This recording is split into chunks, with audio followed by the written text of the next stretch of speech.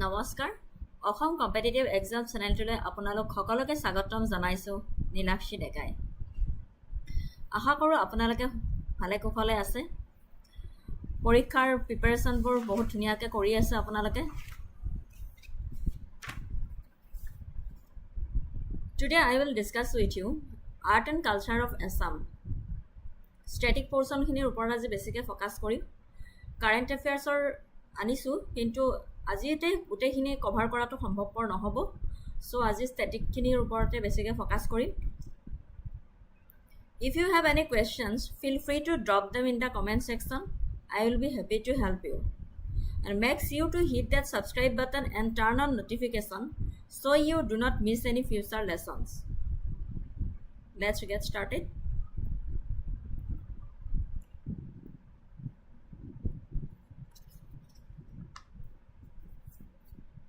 We always start the class with a beautiful quote. So today also I am going to start the class with a beautiful quote. Knowledge can only be got in one way. The way of experience. There is no other way to know.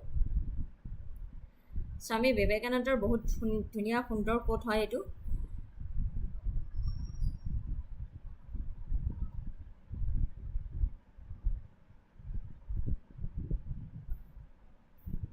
It emphasizes that true understanding and meaning are not gained from mere information but through direct, lived experience and personal engagement with the world.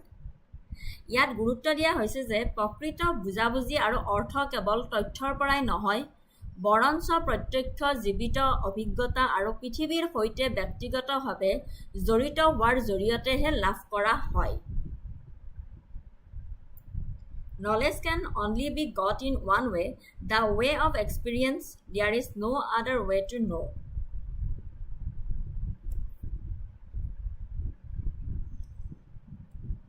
About art and culture of Assam.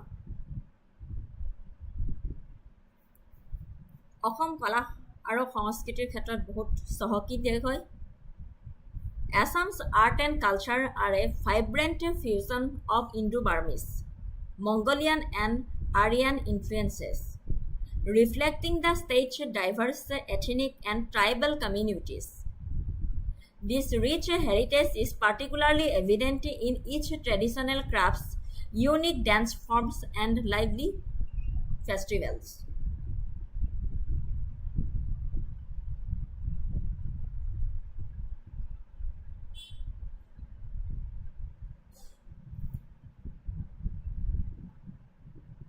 Assam হৈছে বৈচিত্ৰ্যপূৰ্ণ সংস্কৃতিৰ মিলন ক্ষেত্ৰ মোহনীয়া ৰাজ্য অসমৰ জনসাধাৰণ Mongolia Bharat Burmese আৰু Indo ইৰানী আৰু আৰিয়ান আদি বিভিন্ন বৰ্ণগত ষ্টকৰ মিশ্ৰণ দীঘলীয়া আত্মসাৎ প্ৰক্ৰিয়াৰ মাজেৰে বিকশিত হোৱা এই সকলোবোৰ জাতিৰ এক চহকী আৰু বিদেশী টেপেষ্ট্ৰি অসমীয়া সংস্কৃতি অসম ৰাজ্যৰ থলুৱা লোকসকলক অসমীয়া বুলি জনা যায় যিটো অসম ৰাজ্যিক ভাষা ৰাজ্যখনত বৃহৎ সংখ্যক জনগোষ্ঠী আছে প্ৰত্যেকৰে পৰম্পৰা সংস্কৃতি সাজ-পোছাক আৰু বিদেশী জীৱন ধাৰণৰ পদ্ধতি অনন্য বড়ো কছাৰী কাৰ্বি মিৰি মিচিমি ৰাভা আদি বিভিন্ন জনগোষ্ঠীৰ সহাৱস্থান আছে অসমত অধিকাংশ জনজাতিৰ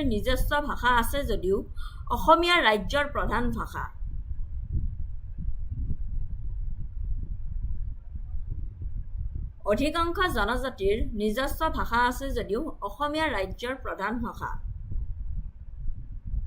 অসমীয়াৰ সংখ্যাগৰিষ্ঠতা বৈষ্ণৱ হিন্দু ধৰ্মৰ এটা পন্থা বৈষ্ণৱসকলে মূৰ্তি পূজাত বিশ্বাস নকৰে আৰু নাম কীৰ্তন কৰে য'ত ভগৱান বিষ্ণুৰ মহিমা পাঠ কৰা হয় অসমৰ সাংস্কৃতিক তন্ত্ৰক প্ৰভাৱিত কৰা গুৰুত্বপূৰ্ণ সাংস্কৃতিক আৰু ধৰ্মীয় অনুষ্ঠান দুটা 400 বছৰতকৈ অধিক সময় ধৰি চলি অহা ধৰ্মীয় আৰু সাংস্কৃতিক অনুশীলনৰ স্থান সত্ৰ আৰু প্ৰাৰ্থনা ঘৰ নামঘৰ সাধাৰণতে গাঁৱৰ মানুহে নামঘৰ নামৰ স্থানীয় ভক্তিমূলক পূজা কেন্দ্ৰৰ সদস্য পদৰ ভিত্তিত সংযুক্ত হয় সাধাৰণতে গাঁওবোৰ কেইবাটাও সুকীয়া জাতিৰ পৰিয়ালেৰে গঠিত আৰু অসমত জাতি ব্যৱস্থা যদিও ইয়াৰ অস্তিত্ব আছে তথাপিও ভাৰতৰ আন আন প্ৰান্তৰ দৰে ইয়াৰ প্ৰধানতা নাই অন্যান্য ধৰ্ম যেনে বৌদ্ধ খ্ৰীষ্টান হিন্দু ইছলাম ইত্যাদিও অসমত প্ৰচলিত অসমৰ ৰাজ্যিক উৎসৱ হৈছে জাতি ধৰ্ম নিৰ্বিশেষে সকলো অসমীয়াই এবছৰৰ ভিতৰত তিনিটা ভাগত বিভক্ত কৰি উদযাপন কৰে বিশ্বাস অনুভূতি গৌৰৱ পৰিচয় আদিক প্ৰতিনিধিত্ব কৰিবলৈ ব্যৱহাৰ কৰা বিভিন্ন উপাদানক অসমীয়া সংস্কৃতিৰ গুৰুত্বপূৰ্ণ প্ৰতীকী উপাদান হিচাপে গণ্য কৰা হৈছে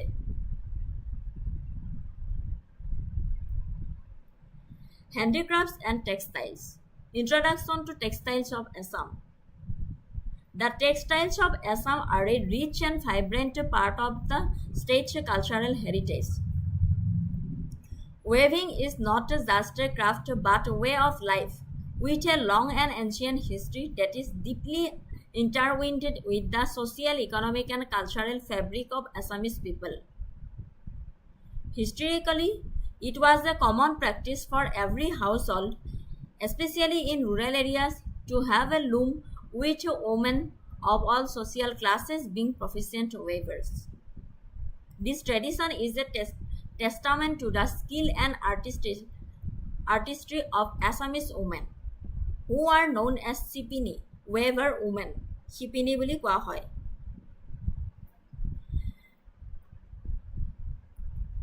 Muga silk, eri silk, pat silk and tossar silk.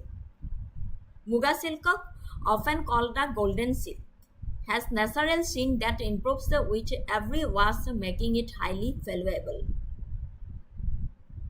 বুজিব পাৰিছে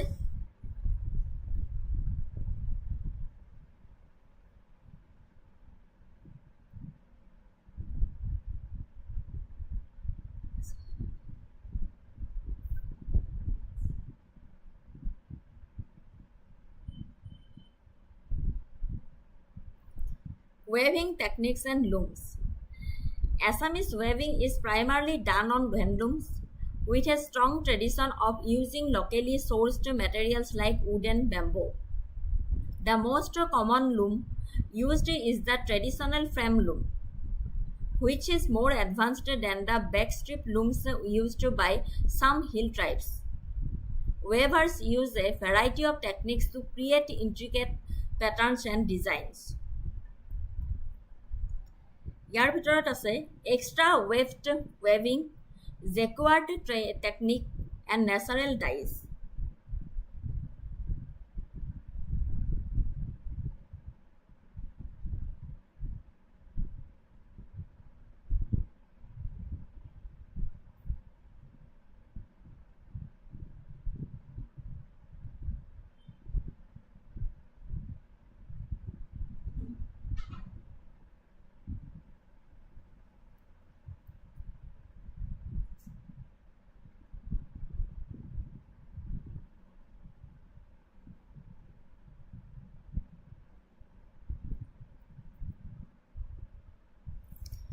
Extra weft weaving, many of the motifs are created and using the extra weft technique, where supplementary threads are woven into the fabric to form patterns. মানে কি কৈছে বহুতো motive অতিৰিক্ত ৱেফট কৌশল ব্যৱহাৰ কৰি তৈয়াৰ কৰা হয় য'ত কাপোৰত পৰিপূৰক সূতা বোৱাই আৰ্হি গঠন কৰা হয় jacquard technique Modern weaving centers like Swalkusi have incorporated the jacquard techniques for creating more intricate and detailed designs. Swalkusiৰ দৰে আধুনিক বয়ন কেন্দ্ৰত অধিক জটিল আৰু বিশদ ডিজাইন তৈয়াৰ কৰিবলৈ জেকাৰ্ড কৌশল অন্তৰ্ভুক্ত কৰা হৈছে। Natural dyes, প্ৰাকৃতিক ৰং Traditionally, natural dyes from local plants and minerals were used to color in yarns. While synthetic dyes are now more common, some weavers still use traditional methods to achieve rich and vibrant colors. পৰম্পৰাগতভাৱে স্থানীয় উদ্ভিদ আৰু খনিজ পদাৰ্থৰ পৰা পোৱা প্ৰাকৃতিক ৰং সূতাৰ ৰং কৰিবলৈ ব্যৱহাৰ কৰা হৈছিল। কৃত্ৰিম ৰং এতিয়া অধিক প্ৰচলিত হ'লেও কিছুমান বয়নবিদে এতিয়াও চহকী স্পন্দনশীল ৰং লাভ কৰিবলৈ পৰম্পৰাগত পদ্ধতি ব্যৱহাৰ কৰে।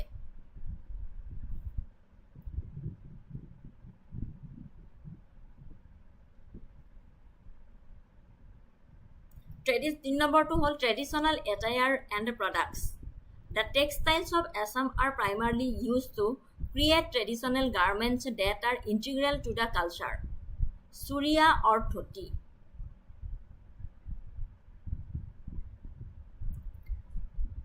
Key features of dhoti. Dhotir বিষয়ে আমি সকলোৱে জানো। Culture and significance and variations. Mekhela sador. And Ghagra and Khuri. Mekhela sador, this is the most famous traditional attire for Assamese women.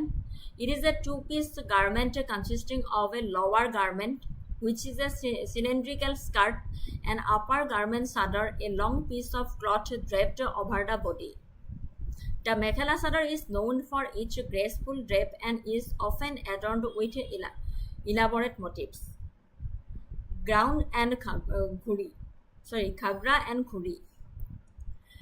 Like other parts of India, the Ghagra was a waistcloth used in different theatrical performances, therefore Bhauna and band singers.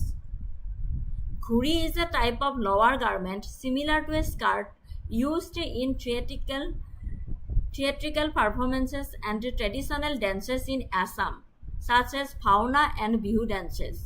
It is typically owned by male performers like the Sutradhar and the Gayan and Bayan singers and musicians. The material used for khuri is often path silk.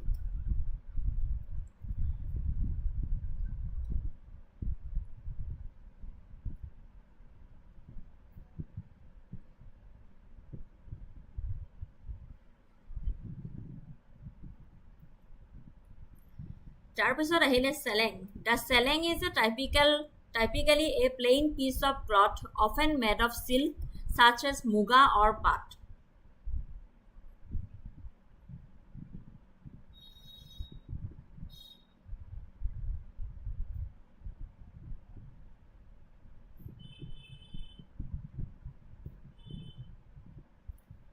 It is a rectangular wrap usually measuring around 9 feet in length and 4 feet in breadth. The seleng is distinct from other wraps in that its two ends are often beautifully embroidered with muga thread, a golden lustrous silk unique to Assam, or other colored threads. Sadar / upereni. The sadar, also known as upereni in Lower Assam, is an essential part of traditional Assamese women attire. It is a long piece of cloth typically measuring about 2.75 into 1.25 meters that is warm wrapped around the upper body and draped over the mekhela. Traditionally, the sadar was woven from fine cotton yarn, but today it is also made with a blend of rayon and acrylic. In the past, sadars made of muga and path silk were common, but their production on home looms has declined. Nowadays, silk sadars are primarily produced in commercial centers like Swalkusi, just like silk mekhalas. The designs on the sadar usually match those on the mekhela to create a complete set, but they can also be bought separately to be paired with different mekhelas. The sadar, when worn with the mekhela and riha, is a symbol of modesty and decentry in Assamese culture.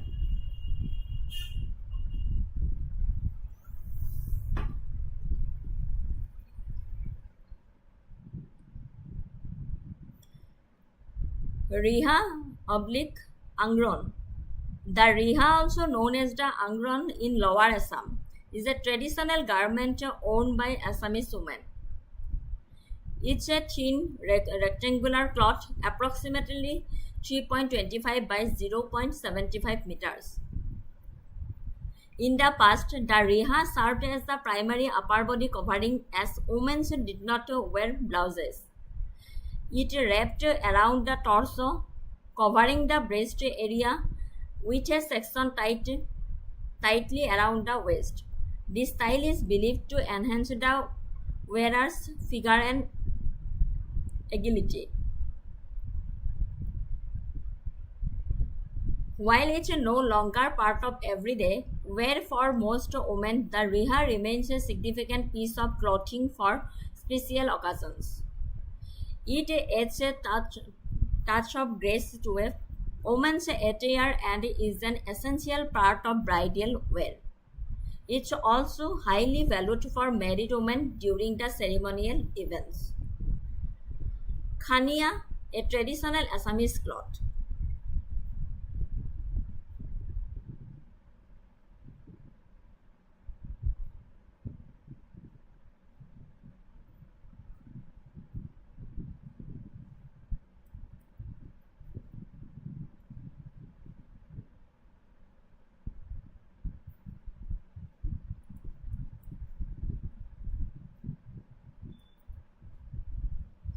খানিয়া হৈছে এক প্ৰকাৰৰ পৰম্পৰাগত অসমীয়া কাপোৰ যিয়ে উচ্চ পদবীৰ ব্যক্তিৰ বস্ত্ৰৰ পৰা আৰম্ভ কৰি আনুষ্ঠানিক প্ৰসাদলৈকে বিভিন্ন কামত ব্যস্ত।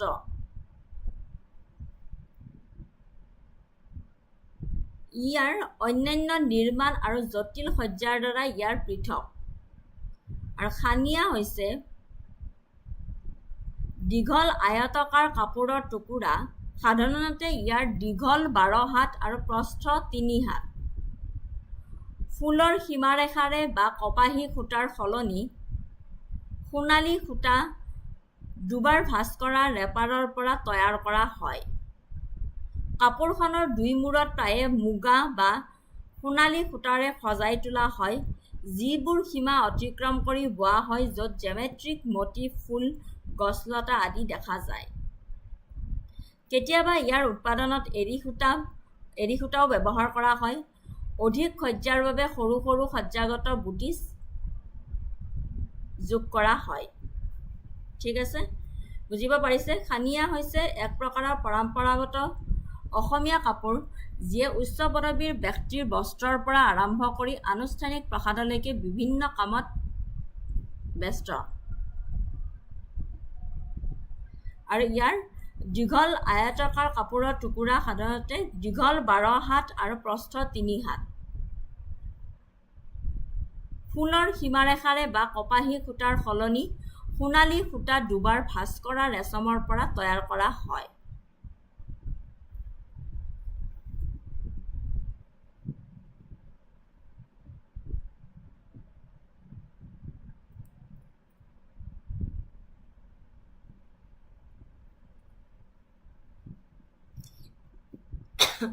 Historically, Khania held a significant place in Assamese society. In the medieval era, high-ranking officials and people of high status wore khanias made from silk yarn. ঐতিহাসিক খানিয়াই অসমীয়া সমাজত এক উল্লেখযোগ্য স্থান দখল কৰিছিল।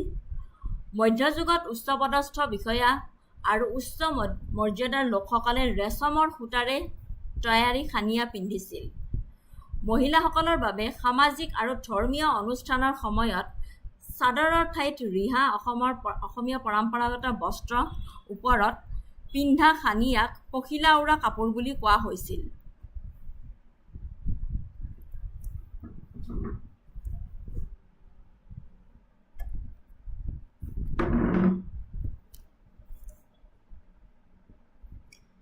খানিয়াৰ গভীৰ আনুষ্ঠানিক আৰু প্ৰতীকী ভূমিকাও আছে। বিবাহিত হিন্দু মহিলাসকলে নিজৰ গুৰু বা ঈশ্বৰক সন্মানৰ ইংগিত হিচাপে খানিয়া কাপোৰ এখন উপহাৰ দিয়াটো এটা পৰম্পৰাগত প্ৰথা।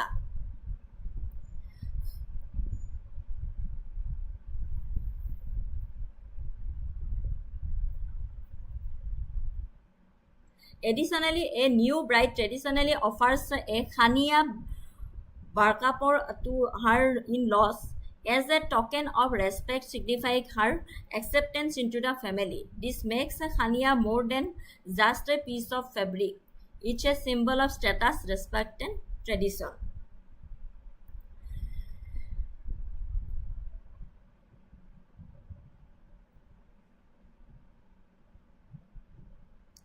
খানিয়া কেৱল কাপোৰৰ টুকুৰাতকৈও অধিক হৈ পৰে ই মৰ্যাদা সন্মান আৰু পৰম্পৰাগতৰ প্ৰতীক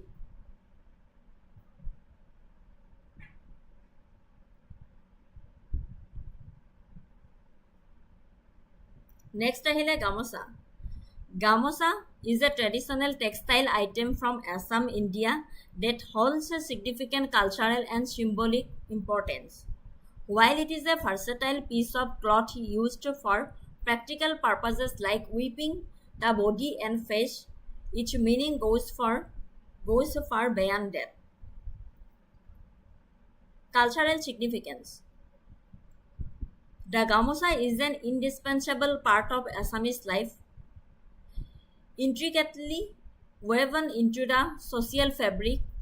It's a multi-purpose item with various names, each reflecting a specific use or meaning.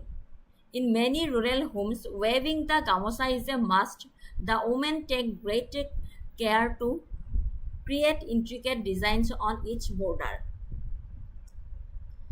Appearance and composition. Traditionally, a gamusa is woven from cotton, typically of 40 to 60 count.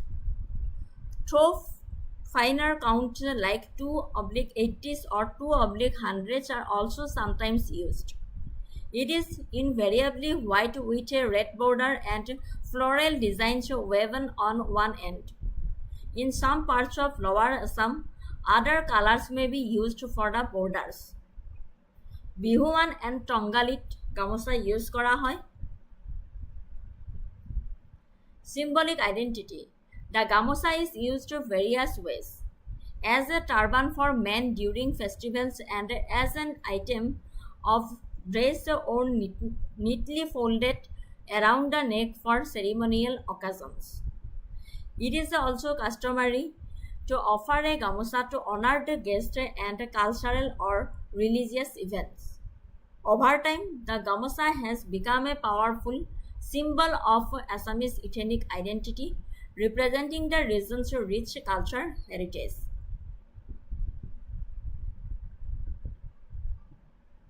আমাৰ অসমৰ টেক্সটাইলৰ এইখিনিৰ ওপৰত কৈ আছোঁ ইয়াৰ পিছত আহিলে আনাকটা The word anakata literally means uncut.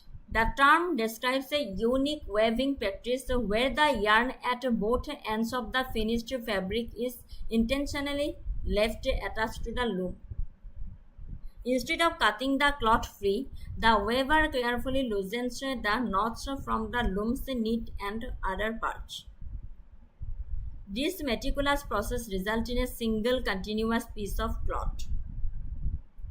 Anakata cloth holds significant cultural and ceremonial importance among the Assamese Hindu people of Assam, particularly in the Hazu region.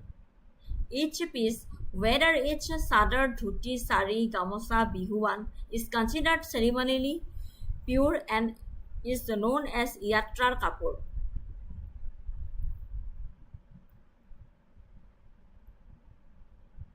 Due to its ritual significance, weaving this fabric is a demanding task that Chittaranjan does a nice initiative. ঠিক আছে বাৰু Fabric is a demanding task that requires a great skill and precision. The weaver must ensure the cloth is perfectly smooth and even without any damage, reflecting the immense care and hard work and goes into its creation.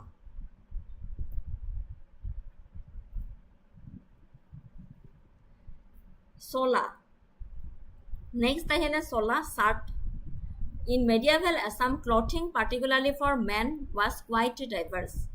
They wore various types of shirts and robes, each with a specific name and purpose. Women's clothing, on the other hand, is less documented. Though we know they wore blouses, the introduction of stitched clothing to the region is often attributed to Muslim women.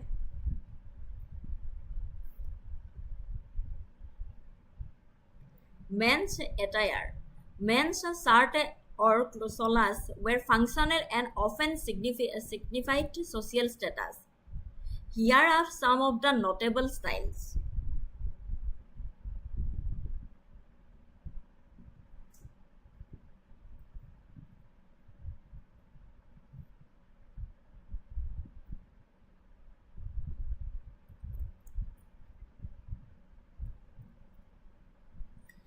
মধ্যযুগত অসমত বিশেষকৈ পুৰুষৰ বাবে সাজ পোছাক যথেষ্ট বৈচিত্ৰ্যময় আছিল।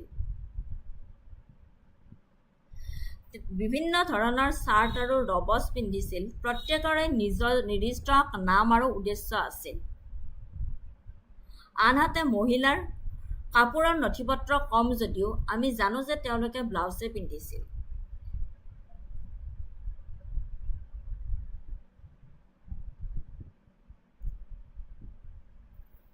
মেন্স এটায়াৰ পুৰুষৰ চাৰ্ট বা চোলাৰ কাৰ্যক্ষম আছিলে আৰু প্ৰায়ে সামাজিক মৰ্যাদাৰ ইংগিত দিছিলে। এংগা চোলা হৈছে আঁঠুলৈকে পোৱা দীঘল টিউনিক, সাধাৰণতে মুগা ৰেচমৰ পৰা তৈয়াৰ কৰা। বুকু চোলা হৈছে চুটি কাপোৰ কঁকাললৈকে পোৱা হাতৰ আঁচল কঁকাললৈকে বিস্তৃত। মিজাই চোলা হৈছে বুকু চোলাৰ দৰে জেকেট বা কোট। চপকন হৈছে বিষয়াসকলে পিন্ধা আঁঠুৰ দৈৰ্ঘ্যৰ চাৰকোট বা চোলা। ৰজাসকলে কেতিয়াবা কিং খাবৰ দৰে বিলাসী ৰেচমৰ পৰা তৈয়াৰী আৰু সোণৰ সূতাৰে সজোৱা বিশেষ চাপকান পিন্ধিছিল।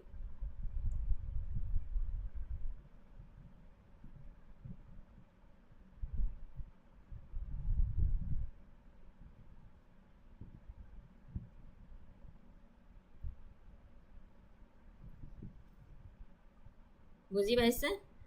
মেন্স এটায়াৰ এংগা চোলা, বুকু চোলা, মিজাই চোলা, চাপকান। এংগা চোলা হৈছে আঁঠুলৈকে পোৱা দীঘল টিউনিক, সাধাৰণতে মুগা ৰেচমৰ পৰা তৈয়াৰ কৰা। বুকু চোলা হৈছে চুটি কাপোৰ কঁকাললৈকে পোৱা হাতৰ আঁচল কঁকাললৈকে বিস্তৃত। মিজাই চোলা হৈছে বুকু চোলাৰ দৰে জেকেট বা কোট। চপকন হৈছে বিষয়াসকলে পিন্ধা আঁঠুৰ দৈৰ্ঘ্যৰ চাৰকোট বা চোলা। ৰজাসকলে কেতিয়াবা কিং খাবৰ দৰে বিলাসী ৰেচমৰ পৰা তৈয়াৰী আৰু সোণৰ সূতাৰে সজোৱা বিশেষ চাপকান পিন্ধিছিল।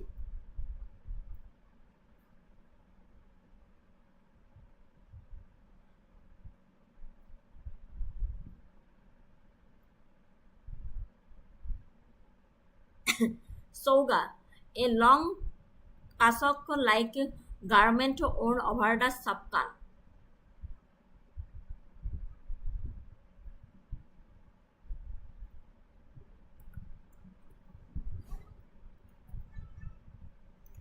চৌগা, চাপকানৰ ওপৰত পিন্ধা দীঘল কেঁচক সদৃশ কাপোৰ কোৱা হয় চৌগা বুলি।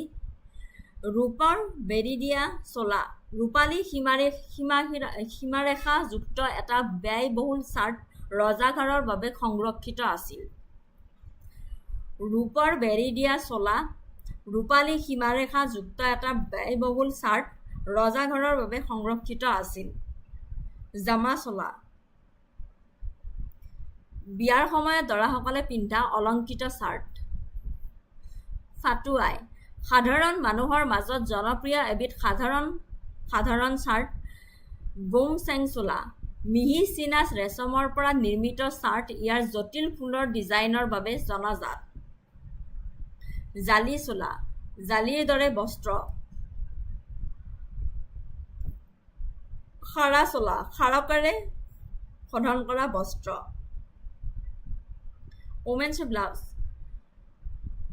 While there is no definite record of when women began wearing blouses, মহিলাসকলে কেতিয়া ব্লাউজ পিন্ধিবলৈ আৰম্ভ কৰিছিল তাৰ কোনো নিৰ্দিষ্ট ৰেকৰ্ড নাই। যদিও ঐতিহাসিক গ্ৰন্থসমূহে ইয়াৰ ব্যৱহাৰৰ পৰামৰ্শ দিছে। পুৰণি অসমৰ শিল্পা শীৰ্ষক এখন গ্ৰন্থত সোণৰ সূতাৰ ফুলেৰে সজোৱা দীঘল হাতৰ ব্লাউজৰ কথা উল্লেখ আছে। আন এটা ষ্টাইল আছিল ফুলৰ সীমাৰেখাৰে ডিঙিৰ ঘূৰণীয়া আধা হাতৰ ব্লাউজ। বিশেষকৈ বৃদ্ধ মহিলাসকলে দীঘল হাতৰ ব্লাউজৰ পচন্দ কৰিছিল আৰু বয়সস্থ মহিলাসকলেও নিজৰ মূল সাজ পোছাকৰ তলত ৰিহা চাদৰ মেখেলা পিন্ধিছিল যাতে শৰীৰৰ সম্পূৰ্ণ আৱৰণ নিশ্চিত হয়।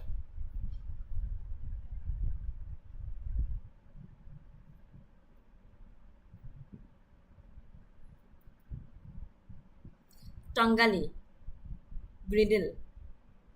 The tongali is a traditional Assamese garment worn by women, serving as both a waist wrapper and a belt, typically measuring 4 to 5 cubits long and about 2 cubits wide.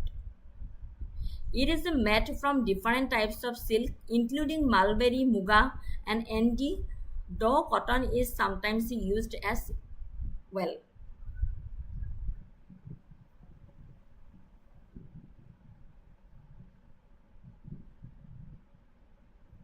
What makes the Tangali stand out are its highly decorated ends, which feature colorful woven designs and fringes.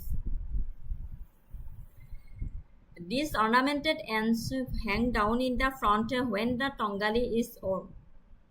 The front of the garment is often adorned with dohi knitting and floral patterns. The color of the Tongali often signifies its use. For instance, young boys performing the Bihu Husori dancer tie on a red one, while a white Tongali is specifically used for Satriya dances. Some people also refer to as Anna Kapoor.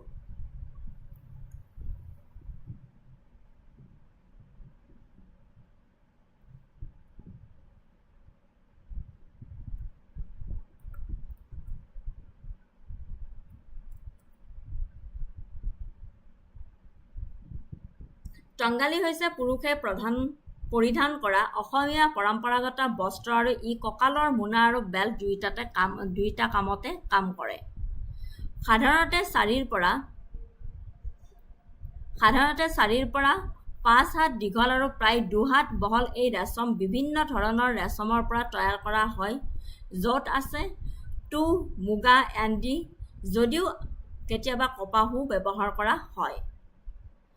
টাংগালিক যিটোৱে আঁতৰাই ৰাখিছে সেয়া হ'ল ইয়াৰ অতি সজ্জিত মূৰবোৰ, য'ত ৰঙীন বোৱা ডিজাইন আৰু ফ্ৰিঞ্জ আছে। এই অলংকৃত মূৰবোৰ টাংগালি পিন্ধিলে আগফালে তললৈ ওলমি থাকে আৰু কাপোৰৰ সন্মুখভাগ প্ৰায়ে দহি নিটিং আৰু ফুলৰ আৰ্হিৰে সজাই তোলা হয়। টাংগালিৰ ৰঙে প্ৰায়ে ইয়াৰ ব্যৱহাৰৰ ইংগিত দিয়ে। উদাহৰণস্বৰূপে, ল'ৰাবোৰে বিহু হুঁচৰি নৃত্য টাই ৰঙা এটাত টাই, আনহাতে বঙালী টাংগালি বিশেষভাৱে সত্ৰীয়া নৃত্যৰ বাবে ব্যৱহাৰ কৰা হয়। কিছুমানে ইয়াক আন্না কাপোৰ বুলিও কয়। ঠিক আছে।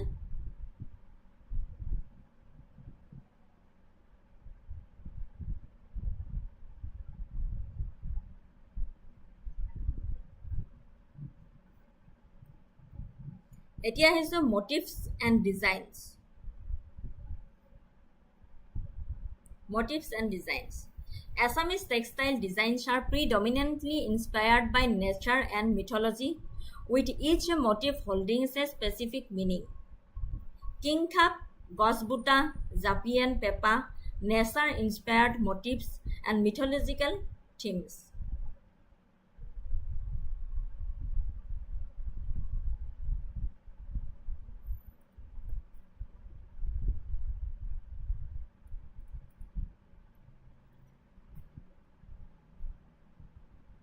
অসমীয়া বস্ত্ৰৰ ডিজাইন প্ৰধানকৈ প্ৰকৃতি আৰু পৌৰাণিক কাহিনীৰ পৰা অনুপ্ৰাণিত। প্ৰতিটো মটিফে এক নিৰ্দিষ্ট অৰ্থ বহন কৰে। কিংখাপ, দুটা সিংহক ইজনে সিজনৰ সন্মুখত থকা এটা ৰজাঘৰীয়া মটিফ যিয়ে সাহস আৰু ৰাজকীয়তাৰ প্ৰতীক। থাইলেণ্ডৰ সৈতে সম্পৰ্ক থকা আহোম বংশৰ দ্বাৰা ইয়াৰ প্ৰভাৱ পৰা বুলি ধাৰণা কৰা হয়। কিংখাপ, দুটা সিংহক ইজনে সিজনৰ সন্মুখত থকা এটা ৰজাঘৰীয়া মটিফ যিয়ে সাহস আৰু ৰাজকীয়তাৰ প্ৰতীক বুলি কোৱা হয়। থাইলেণ্ডৰ সৈতে সম্পৰ্ক থকা আহোম বংশৰ দ্বাৰা ইয়াৰ প্ৰভাৱ পৰা বুলি ধাৰণা কৰা হয়। গুজবুটা গুজবুটা হ'ল দুটা চৰাই ইটোৱে সিটোৰ সন্মুখত থকা গছৰ মটিভ। অসমীয়া বয়ানত প্ৰচলিত এটা ডিজাইন।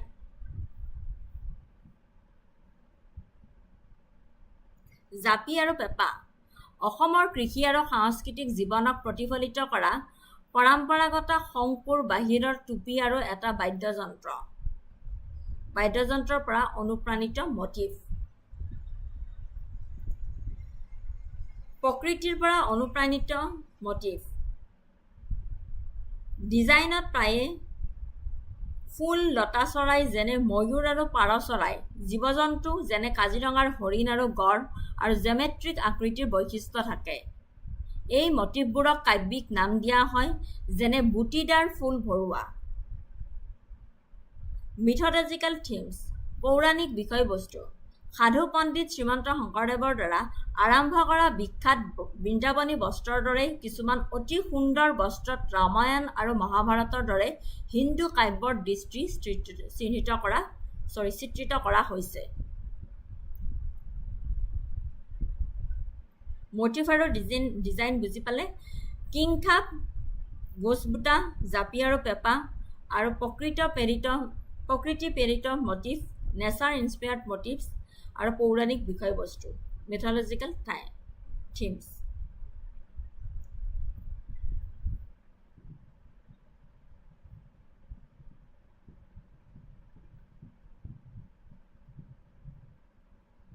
নেক্সট টেক্সটাইল শেষ হ'ল সেইখিনি।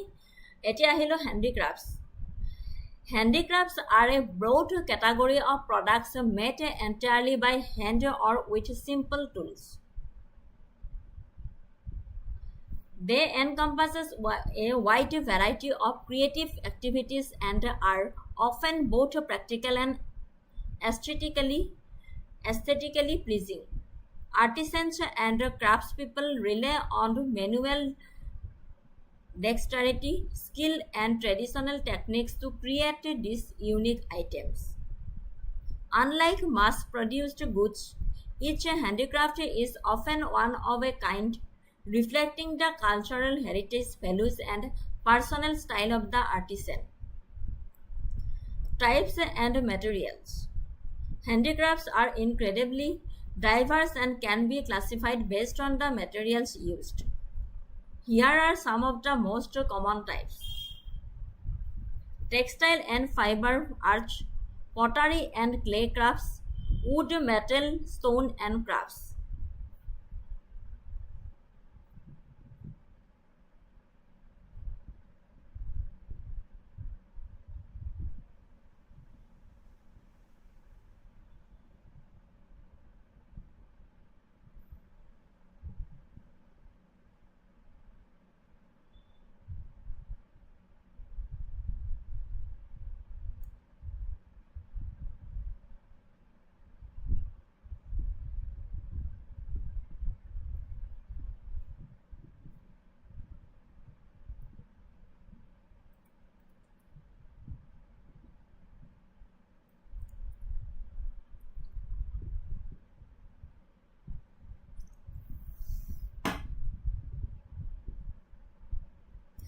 হস্তশিল্প হৈছে সম্পূৰ্ণ হাতেৰে বা সহজ সঁজুলিৰে তৈয়াৰী এক বহল শ্ৰেণী।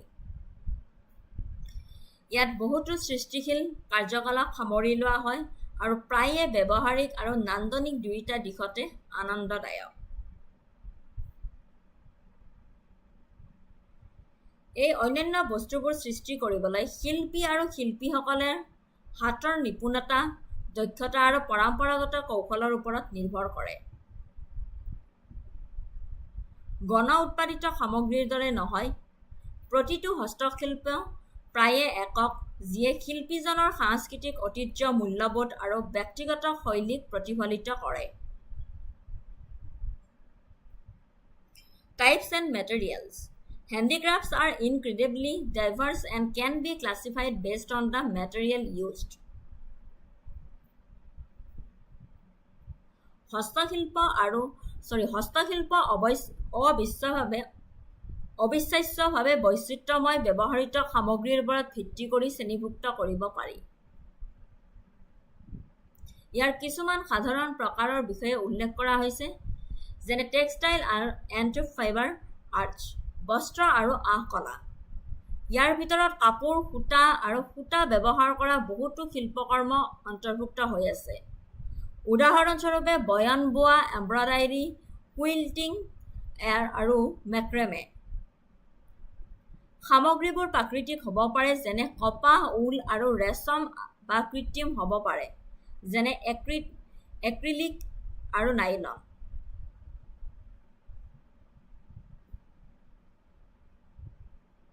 পটাৰী এণ্ড ক্লে ক্ৰাফ্টছ, মৃৎশিল্প আৰু মাটিৰ শিল্প।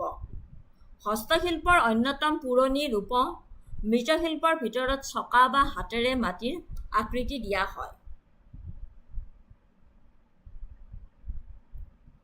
আৰু তাৰ পিছত ভঁৰালত জুই লগাই ফুলদানি আৰু বাচন বা সজ্জাগত ভাস্কৰাচাৰ্যৰ দৰে কাৰ্যকাৰী বস্তু সৃষ্টি কৰা হয়।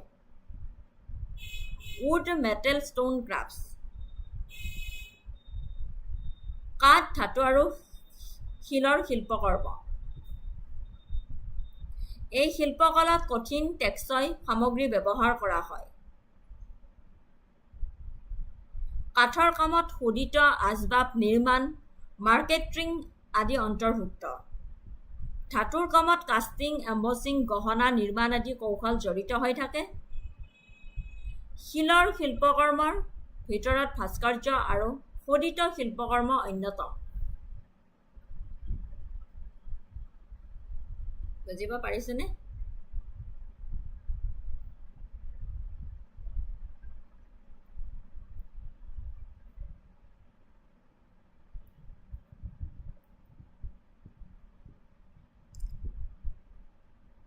Historical and cultural significance handicrafts.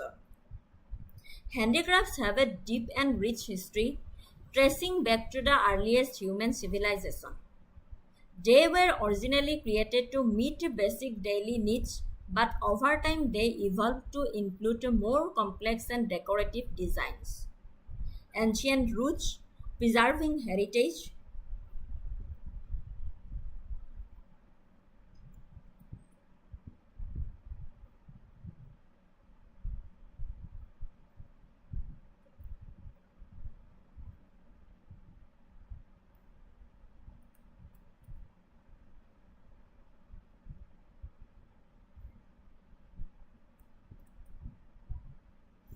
ঐতিহাসিক আৰু সাংস্কৃতিক তাৎপৰ্য হেণ্ডিক্ৰাফ্টৰ। প্ৰাচীন মানৱ সভ্যতাৰ পৰাই আৰম্ভ হোৱা হস্তশিল্পৰ এক গভীৰ আৰু চহকী ইতিহাস আছে। প্ৰথমে দৈনন্দিন মৌলিক প্ৰয়োজনীয়তা পূৰণৰ বাবে সৃষ্টি হৈছিল যদিও সময়ৰ লগে লগে ইয়াৰ বিকাশ ঘটি অধিক জটিল আৰু সজ্জাগত ডিজাইন অন্তৰ্ভুক্ত কৰা হয়।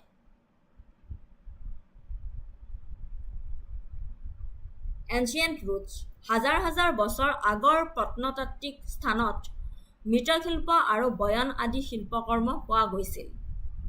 উদাহৰণস্বৰূপে সিন্ধু উপত্যকা সভ্যতাৰ পৰা ডান্সিং গাৰ্ল ব্ৰঞ্জৰ মূৰ্তিটো আৱিষ্কাৰে সেই সময়ৰ উন্নত ধাতুৰ কামৰ দক্ষতা দেখুৱাইছিলে। ঐতিহ্য সংৰক্ষণ, প্ৰিজাৰ্ভিং হেৰিটেজ। হস্তশিল্প অতীতৰ সৈতে এক স্পষ্ট যোগসূত্ৰ। ইহঁতে এটা অঞ্চলৰ ইতিহাস, ধৰ্মীয় বিশ্বাস, কলাত্মক পৰম্পৰাৰ প্ৰতিফলন ঘটায়।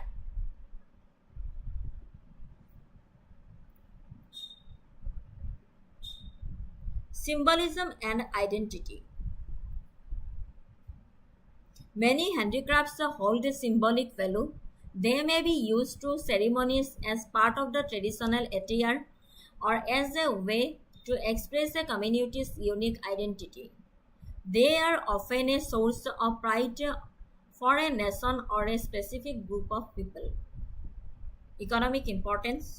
The handicraft industry is an important sector of many economies, particularly in developing nations. Employment and livelihoods, economic viability, global market and exports.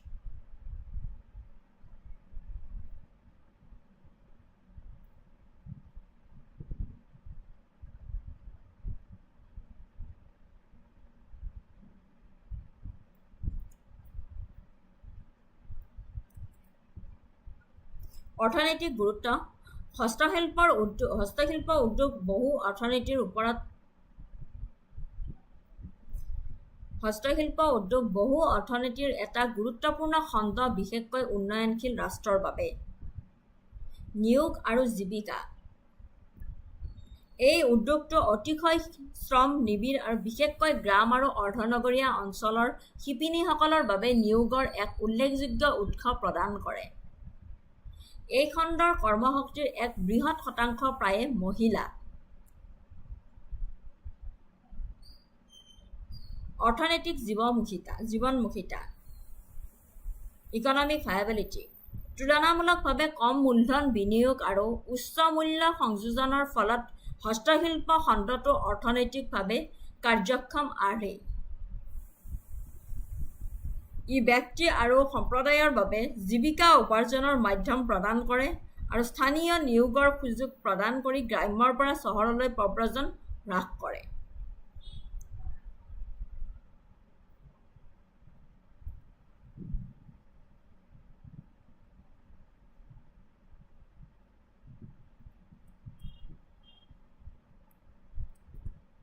Global market and export বিশ্বব্যাপী বজাৰ আৰু ৰপ্তানি হস্তশিল্পৰ আন্তঃৰাষ্ট্ৰীয় বজাৰ বৃদ্ধি হৈছে ইয়াৰ অন্যান্য ডিজাইন আৰু সাংস্কৃতিক প্ৰামাণ্যতাই ইয়াক বিশ্বজুৰি গ্ৰাহকৰ বাবে অত্যন্ত বিচৰা কৰি তোলে আৰু এই চাহিদাই পৰ্যটনক বৃদ্ধি কৰে আৰু ভাৰতৰ দৰে হস্তশিল্পৰ প্ৰধান ৰপ্তানিকাৰক দেশসমূহৰ বাবে যথেষ্ট বৈদেশিক মুদ্ৰাৰ সৃষ্টি কৰে বেত আৰু বাঁহ কেন এণ্ড বেম্বো প্ৰচুৰ পৰিমাণে বাঁহ আৰু বেতৰ মজুত থকা অসমৰ শিপিনীসকলে ঝুৰি আচবাব আদি ব্যৱহাৰিক আৰু সজ্জাগত সামগ্ৰীৰ বিস্তৃত পৰিসৰ সৃষ্টি কৰে আৰু আইকনিক জাপি ৰ'দৰ পৰা সুৰক্ষাৰ বাবে বা সজ্জাৰ সামগ্ৰী হিচাপে ব্যৱহাৰ কৰা পৰম্পৰাগত শংকুৰ দৰে টুপি bell metal and brass craft Hajo আৰু সৰ্থেবাৰী চহৰত বেল মেটেল আৰু ব্ৰাছৰ বাচন তৈয়াৰ কৰা দক্ষ শিল্পীৰ বাবে পৰিচিত ষ্টেণ্ডত বেল ধাতুৰ ট্ৰে চৰাই হৈছে সন্মানৰ পৰম্পৰাগত প্ৰতীক আৰু ইয়াক প্ৰসাদৰ বাবে ব্যৱহৃত কৰা হয় পটাৰী এণ্ড টেৰিকটা মৃৎশিল্প আৰু টেৰিকটা পৰম্পৰাগত মৃৎশিল্পৰ চৰ্চা হীৰা আৰু কুমহাৰৰ দৰে সম্প্ৰদায়ে কৰে যিসকলে ঘৰুৱা বাচন বৰ্তন আৰু মাটিৰ পুতলাকে ধৰি বিভিন্ন ধৰণৰ সামগ্ৰী সৃষ্টি কৰে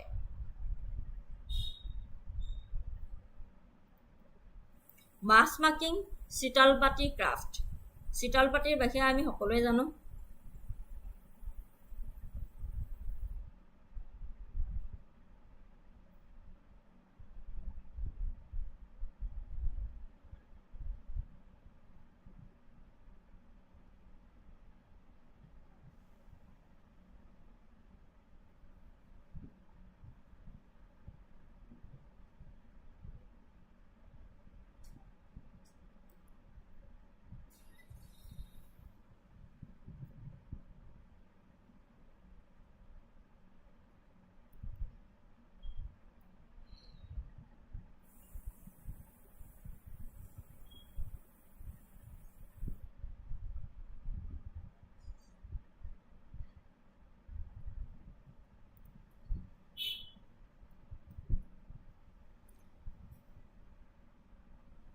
মাস্ক নিৰ্মাণ অসমীয়া মুখা ধৰ্মীয় আৰু আধ্যাত্মিক তাৎপৰ্য থকা প্ৰাচীন শিল্প প্ৰধানকৈ পৰম্পৰাগত নৃত্য নাট্য ভাওনাত ব্যৱহাৰ কৰা হয় মাস্ক মেকিং চিতলপাটি ক্ৰাফ্ট আমি সকলোৱে জানো এইটো চিতলপাটি যাক চিতল মেট বুলিও কোৱা হয়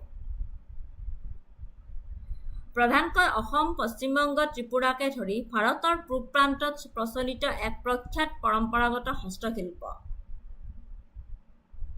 অসমত বিশেষকৈ গোৱালপাৰা আৰু কৰিমগঞ্জ জিলাত এই শিল্পৰূপে উল্লেখযোগ্য স্থান দখল কৰি ৰাজ্যখনৰ বেত আৰু বাঁহৰ শিল্পকৰ্মৰ চহকী ঐতিহ্যৰ মূল উপাদান বুলি কোৱা হয়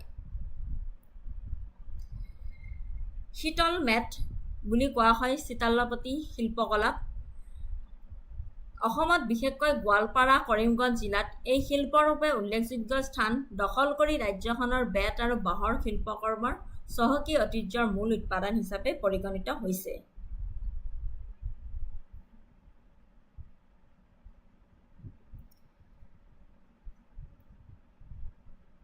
The essence of Sitalpati.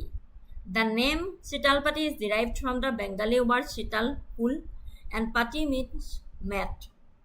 This name aptly describes its most prized characteristics. The ability to provide a cooling and relaxing sensation, making it a popular and comfortable item for sitting, resting, and sleeping, especially in the hot and humid climates of the region. The quality of a Sitalpati mat is determined by its smoothness, glossiness, and thickness of texture. Products and modern adaptations. While the traditional Sitalpati mat remains the most well-known product, artisans have adapted the craft to meet modern market demands. The versatility of the material, its lightweight nature, durability, and smooth texture allows for a wide range of products. Beyond the classic sleeping and sitting mats, Sitalpati is now used to create handbags, clutches and wallets, laptop sleeves and folders, cushion covers, home decor items like wall hanging, coasters and lamp shades, baskets and storage organizers. Cultural significance and challenges. Sitalpati weaving is a cottage industry in Assam where the entire family often participates in the production process. It is a craft that not only provides a source of livelihood but also represents the region's intimate bond with nature and its tradition of creating alternate articles from readily available local materials. Despite its cultural importance and the recognition of Sitalpati weaving, for instance, the UNESCO recognition of the craft from Sylhet, Bangladesh, which shares a similar cultural context, the craft faces challenges. These include the time-consuming nature of the work, the seasonal demand for the products, and the lack of market access and government support for weavers. Efforts are being made by organizations and individual artisans to innovate and find new markets for these beautiful and eco-friendly products to ensure the craft's survival for future generations.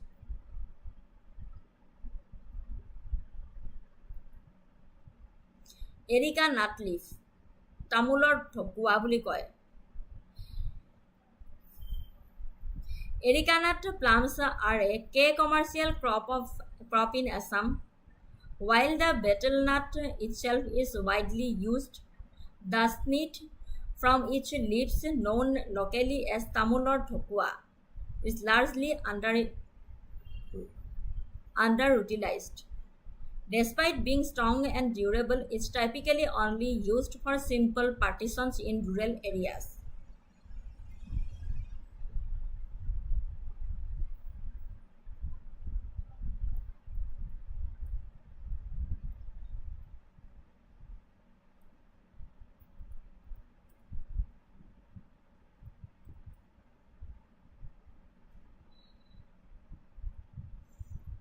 Erica nut palm অসমৰ এক মূল ব্যৱসায়িক শস্য। Battle বাদাম নিজে বহুলভাৱে ব্যৱহাৰ কৰা হয় যদিও ইয়াৰ পাতৰ আৱৰণ যাক স্থানীয়ভাৱে তামোলৰ ঠকুৱা বুলি জনা যায় বহুলাংশে কম ব্যৱহাৰ কৰা হয়। শক্তিশালী আৰু টেকসই হোৱাৰ পিছতো ইয়াক সাধাৰণতে কেৱল গ্ৰাম্য অঞ্চলত থকা সৰল বিভাজনসমূহৰ বাবে ব্যৱহাৰ কৰা হয়।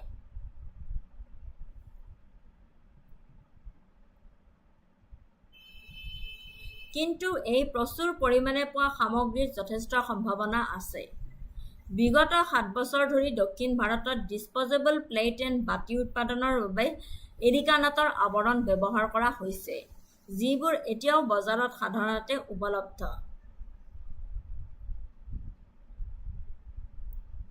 আৰু এই সুযোগক স্বীকৃতি দি বেচৰকাৰী সংস্থা ধৃতেই বিগত ৩ বছৰ ধৰি একে ধৰণকে প্ৰচাৰৰ বাবে অসমত কাম কৰি আহিছে। বৰপেটা, বাক্সা, বঙাইগাঁও, কাৰ্বি আংলং, যোৰহাট আৰু গোলাঘাট জিলাত ৩৯টা ইউনিট সফলতাৰে প্ৰতিষ্ঠা কৰিছে। আৰু এই ইউনিটসমূহে এৰিকানাটৰ আৱৰণৰ পৰা বিভিন্ন আকৃতি আৰু আকাৰৰ ডিছপ'জেবল প্লেট আৰু বাতি নিৰ্মাণ কৰি, যাৰ ফলত শক্তিশালী প্ৰাকৃতিক সামগ্ৰীৰ বাবে এক উৎপাদনশীল ব্যৱহাৰ প্ৰদান কৰা হৈছে।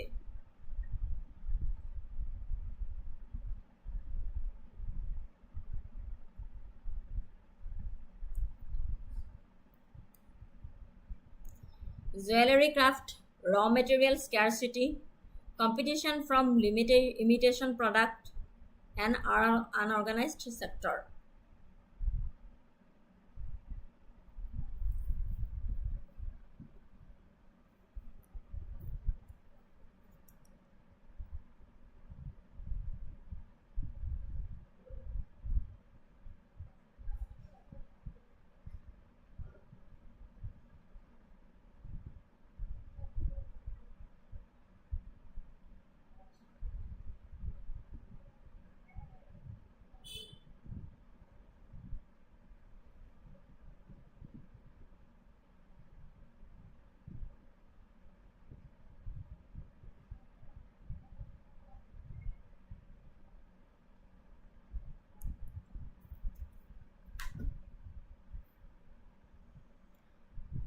Jewelry craft. The Assamese jewelry craft industry, a key part of the region's cultural heritage, is a significant source of livelihood. It involves more than 2.5 lakh artisans with over 48,000 unregistered units. The traditional jewelry, known for its unique designs inspired by nature and mythology, is primarily crafted in locations like Borpeta, Jorhat, and Ranthali in the Nagaon district. Raw material scarcity. A significant problem is the shortage of raw materials, which affects production and profitability. This includes issues with procuring quality materials and managing inventory, which can be difficult for small unorganized units. The high cost of raw gold also skews the profit margins for artisans. Competition from imitation products. The market is flooded with cheaper imitation jewelry from outside the state. These products are often made of bronze or copper, mimic traditional Assamese designs, posing a direct threat to the authentic high-purity gold and silver jewelry crafted by local artisans. Unorganized sector. The industry is largely unorganized and operates as a cottage industry, with many artisans working from small workshops or their homes. This fragmented nature leads to a lack of access to government schemes, proper market linkage, and credit facilities for working capital. Absence of a geographical indication. The absence of a geographical tag makes it difficult to distinguish authentic Assamese jewelry from the fake products. Securing the GI tag would provide legal protection, ensuring fair compensation for artisans and helping customers identify genuine products.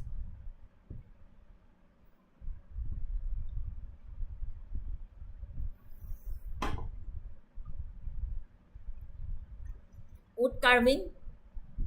Wood carving is a significant craft in the Sonitpur district, where a community of about 100 artisans specializes in this art form.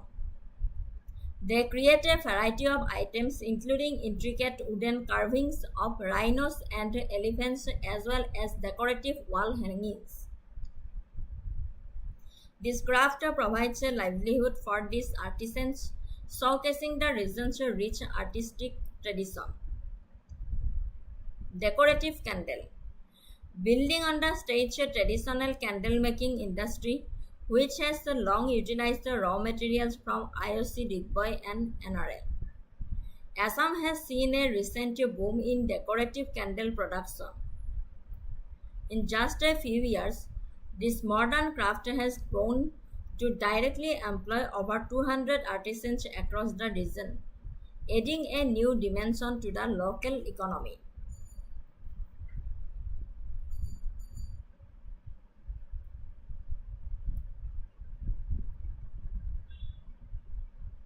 Craft on jute diversification. Assam ranking as the third largest jute producer in India cultivates an average of 1,17,000 metric tons of jute annually. The primary jute producing districts are Dorong, Borpeta, Goalpara, Dhubri, Nagaon, and Morigaon. While the state's processing facilities have an installed capacity of 72 MT per day, requiring about 21,600 MT annually, a significant portion, around 81.5% or 95,400 MT, is exported.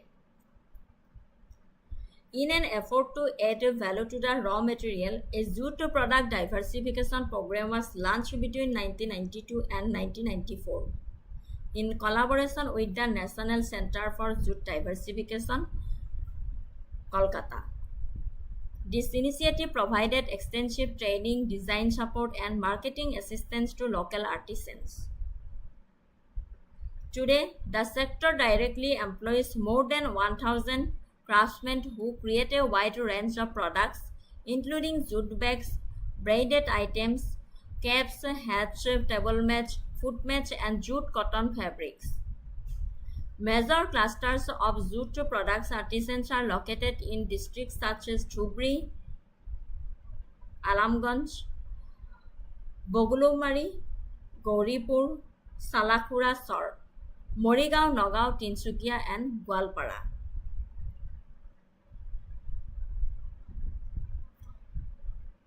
সেইখিনি আছিল হস্ত হেণ্ডিক্ৰাফ্টছৰ ওপৰত এতিয়া আহিলে dance and music Assam's rich cultural heritage is vividly expressed through its diverse music dance forms, which are deeply rooted in the state's festivals, religious tradition, and daily life. The dance and music of Assam can be broadly categorized into classical and folk forms, each with its own unique history and style.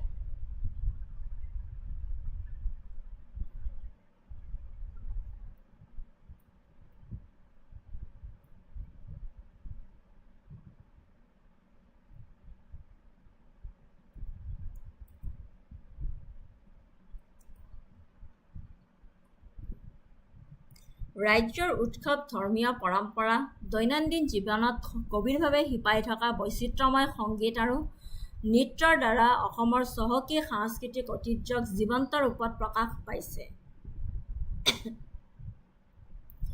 অসমৰ নৃত্য সংগীতক বহুলভাৱে শাস্ত্ৰীয় আৰু লোকৰূপত ভাগ কৰিব পাৰি প্ৰত্যেকৰে নিজস্ব ইতিহাস আৰু শৈলী আছে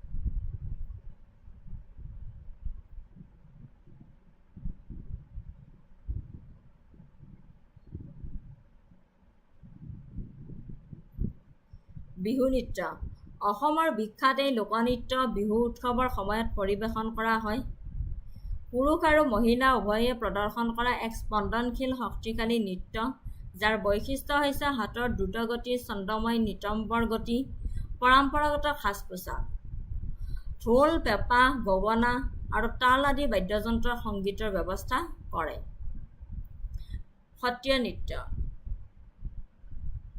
অসমৰ বৈষ্ণৱী মঠ সত্ৰসমূহত 15 শতিকাত উৎপত্তি হোৱা ভাৰতীয় ধ্ৰুপদী নৃত্য ই এক অতি ষ্টাইলিছ নৃত্য যিয়ে পৌৰাণিক কাহিনী মূলতঃ ভগৱান শ্ৰীকৃষ্ণৰ কাহিনী বৰ্ণনা কৰে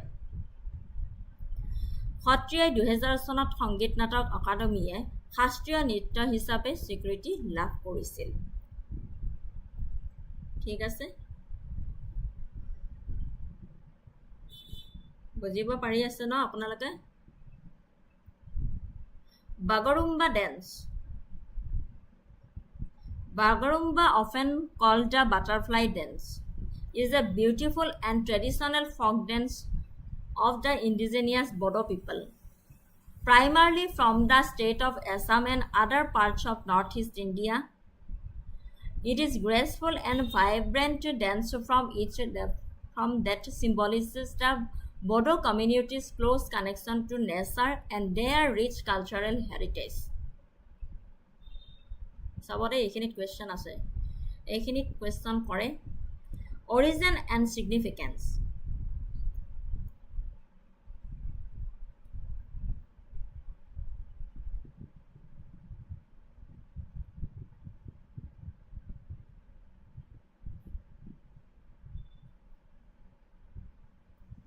The Bagarumba dance has been practiced by the Bodo people for thousands of years and is deeply rooted in their naturalistic beliefs.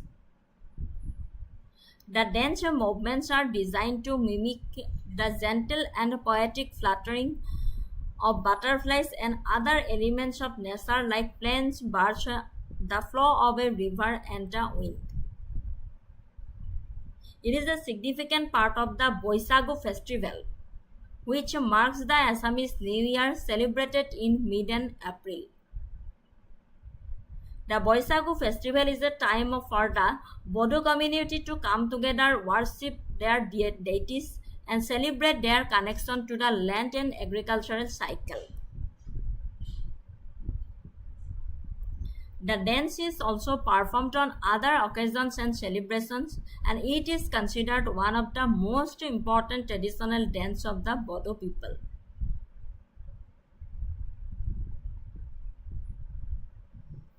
Performance. Bagarumba is a formation dance typically performed by a group of young Bodo women. The dancers move with slow, graceful steps, their hands outstretched, creating a visual representation of butterflies in the flight.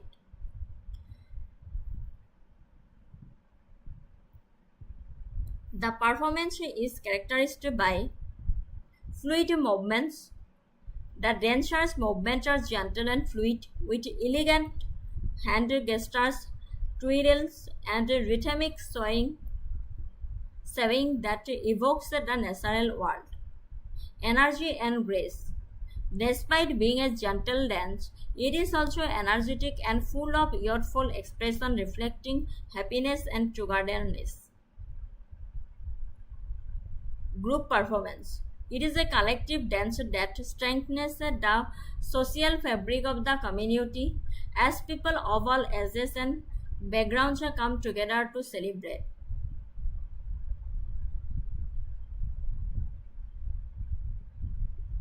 Musical accompaniment.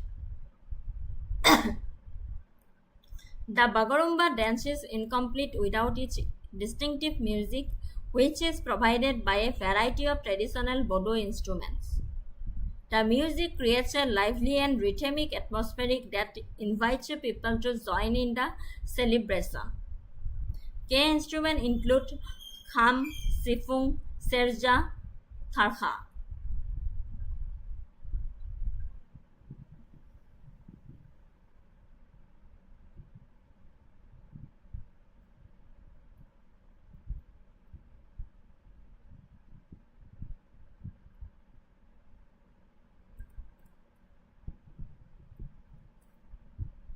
খাম হৈছে কাঠ আৰু ছাগলীৰ ছালৰ পৰা তৈয়াৰী দীঘল নলকাৰ ঢোল, যিয়ে মূল স্পন্দন আৰু ছন্দ প্ৰদান কৰে। এইকেইটা মনত ৰাখিব। কুৱেশ্যন আহে, ক'ত আহে, কি আহে আপোনালোকে নিশ্চয় গম পাইছে। খাম কাঠ আৰু ছাগলীৰ ছালৰ পৰা তৈয়াৰী দীঘল নলকাৰ ঢোল, যিয়ে মূল স্পন্দন আৰু ছন্দ প্ৰদান কৰে। চিফুং হৈছে 5টা ফুটা থকা দীঘল বাঁহৰ বাঁহী, যিয়ে সুৰ প্ৰদান কৰে আৰু অধিক সাধাৰণ ভাৰতীয় বনচুৰি বাঁহীতকৈ বহু কম সুৰ উৎপন্ন কৰে। চেৰজা হৈছে ঘূৰণীয়া শৰীৰৰ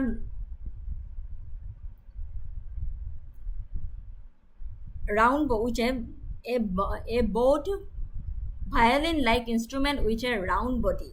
ভায়লিনৰ দৰে বাদ্যযন্ত্ৰ হয় চেৰজা। থাৰখাটো হয় বাঁহৰ ফাটি যোৱা ব্লক এটাৰ পৰা তৈয়াৰী এবিধ টান বাদ্য। থাৰখাটো হ'ল বাঁহৰ ফাটি যোৱা ব্লক এটাৰ পৰা তৈয়াৰী এবিধ টান বাদ্য। এইকেইটা মনত ৰাখিব, ইম্পৰ্টেণ্ট হয়, পৰীক্ষাত সুধি দিয়ে। জটা, an instrument made of iron or copper.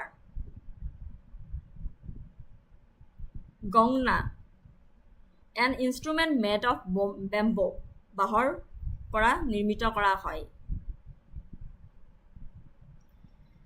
The music often incorporates a pentatonic scale similar to traditional Chinese music, which is believed to be an indication of ancient Chinese influence. Costume. The costumes worn by the dancers are a crucial part of the performance's visual appeal and cultural identity. Bodo women performing the Bagorumba dance wear their vibrant traditional attire. Dokhna, a hand-woven wrap-around dress that covers the body from the chest to the ankle.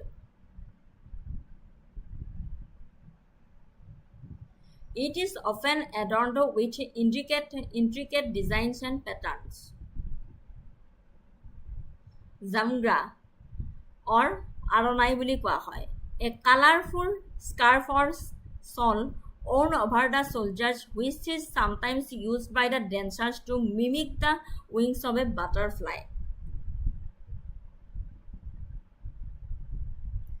These traditional garments, along with the rhythmic movements and melodious music, make the Bagorumba dance a truly captivating and significant expression of Bodo culture.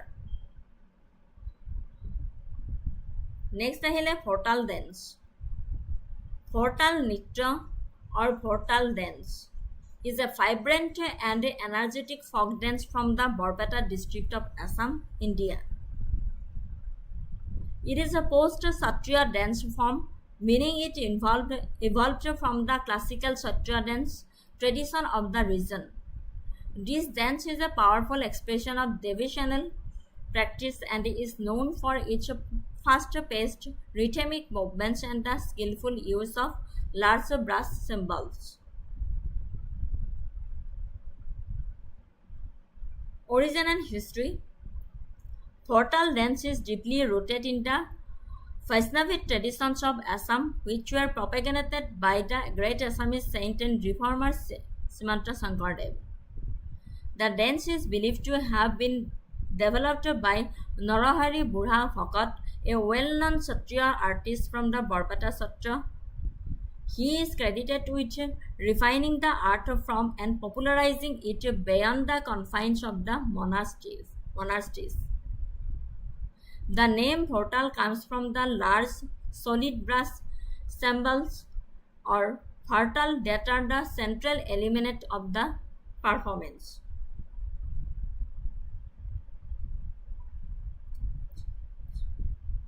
Performance details. Group performance. Fortal dance is always performed in a group, typically with 6 to 7 male dancers, although larger groups are also common. Energetic and fast-paced. The dance is characterized by its high energy figure and synchronized movements. The pace of the dance starts slowly and gradually builds up to a powerful fast crescendo. Rhythmic cymbals. Each dancer holds a pair of large cymbals which they strike together to intricate and coordinated rhythmic patterns. The clashing of cymbals is the primary sound element of a dance, creating a mesmerizing symphony of rhythm and motion. Intricate footwork and formations. The dancers execute complex and fast-paced footwork, leaps and spins. They also form a variety of colorful patterns and symmetrical formations, showcasing their discipline and skill. The dance is often performed to a very fast beat known as Zianom. Cultural significance. Portal dance is not just a performance, it is a form of devotional expressions. It is frequently performed during religious gatherings, festivals, and cultural events in and around the Barpeta region. Costumes and musics.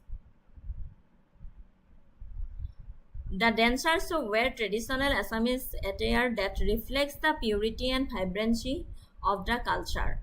This typically includes a white dhoti, a red waistband, and a traditional headgear.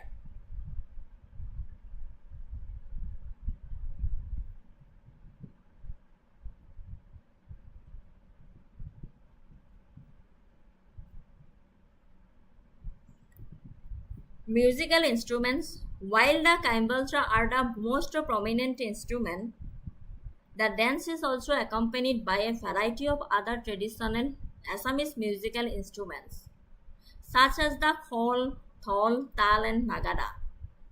The dynamic music adds another layer of energy to the performance. Next is Chumur dance. Chumur dance, also known as Chumur, Chumaria and or Chumur, Chumar. Chumair or Chumar is a vibrant and ancient folk dance form with deep roots in the eastern and central regions of India. It is primarily a community dance that holds a significant cultural importance, particularly for the southern ethno-linguistic group and the Tea tribe of Assam. Origin and history of Chumur dance.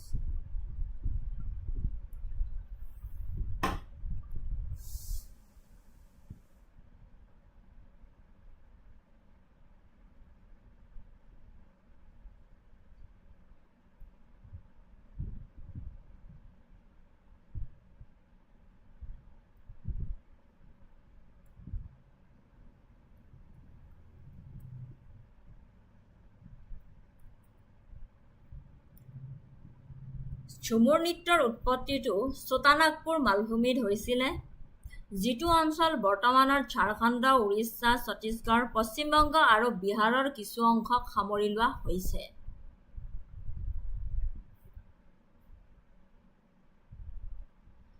এই নৃত্যৰ ইতিহাস কেইবা শতিকাৰ আৰু কুৰ্মী, সান্থল, মুণ্ডা আদি জনগোষ্ঠীৰ জনজাতীয় আৰু কৃষি জীৱনশৈলীৰ সৈতে জটিলভাৱে জড়িত বুলি বিশ্বাস কৰা হয়। আনকি কিছুমান পণ্ডিতে কয় যে নৃত্যৰ খোজবোৰো মেছলিথিক যুগৰ গুহা চিত্ৰত চিত্ৰিত মূৰ্তিৰ সৈতে এক আকৰ্ষণীয় সাদৃশ্য বহন কৰে, যাৰ ফলত ইয়াক প্ৰাচীন বংশক উজ্জ্বল কৰি তোলা হয়।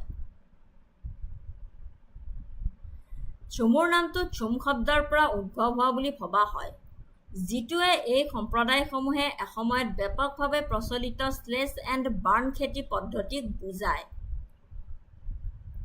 The name of Chumar is thought to be derived from the word chum, which refers to the sledge and barn cultivation method once widely practiced by these communities.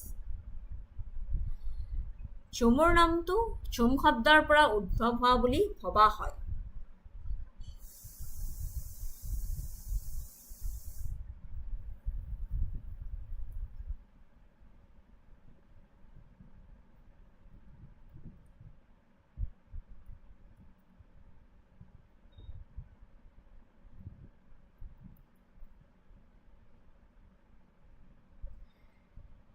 যিয়ে স্লেজ আৰু বাৰ্ণ খেতি পদ্ধতিক এই সম্প্ৰদায়সমূহে এসময়ত ব্যাপকভাৱে প্ৰচলিত আছিল।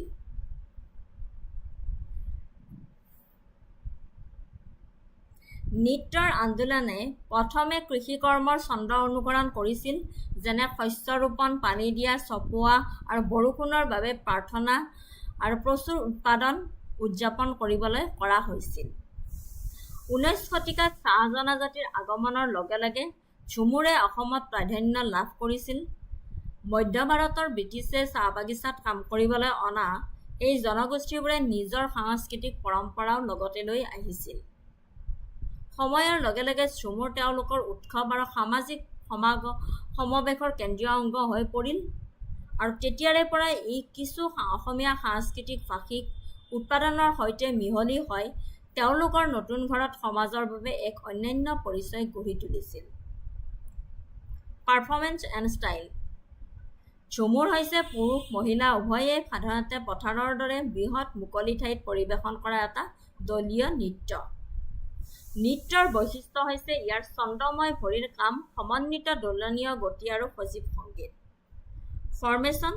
নৃত্যশিল্পীসকলে সাধাৰণতে বৃত্তাকাৰ অৰ্ধবৃত্তাকাৰ গঠনত থিয় হয়, প্ৰায়ে হাত ধৰি ইজনে সিজনৰ কঁকালত হাত ৰাখে।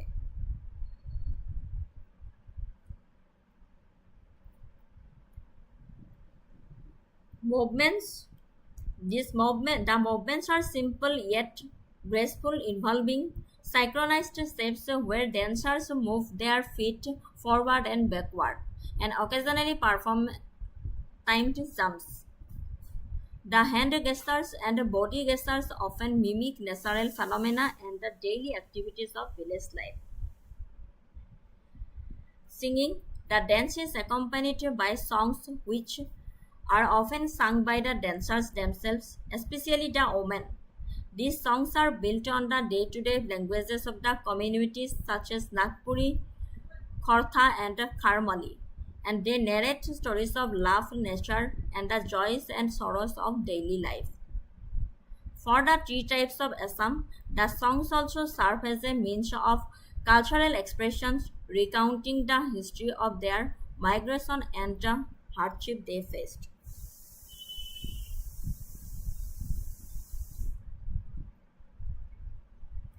Musical instruments. The music is integral to the Jhumur performance, setting the rhythm and tempo for the dancers. Men typically take on the role of musicians and vocalists. Key instruments include mandar, a traditional cylindrical drum often hung on the shoulder; thol, another type of drum; nagara, a pair of kettle drums; bansuri, flute, provides a melodic accompaniment; tal cymbals used to keep the beat. Costumes. For women are the main dancers and wear colorful saris. The classical red bordered white sari is a particularly popular and traditional choice. They often adorn themselves with ornaments and flowers, and some may wear ankle bells that produce a rhythmic sound, which may be how the dance got its name. For men who play instruments and sing typically wear long traditional dresses such as dhotis and kurtas. Cultural significance of Jhumur. Jhumur is more than just a dance. It is a vital part of the cultural heritage and social fabric of the communities that perform it. It is performed during significant occasions and festivals, especially harvest festivals like Tusu Puja and Karam Puja. The dance serves as a powerful medium for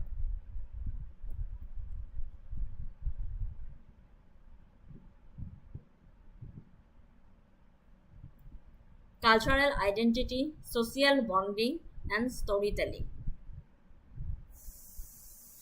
Next আহিলে Deodhani dance. Deodhani dance is a significant and mystical folk dance originating from the Indian state of Assam. It is a powerful and ritualistic dance deeply connected to the worship of the serpent goddesses Manasa. The name Deodhani itself provides insight into its nature, as it is derived from the two words, Deo meaning God and Dhoni meaning woman, signifying a woman who is possessed or become a medium for a deity.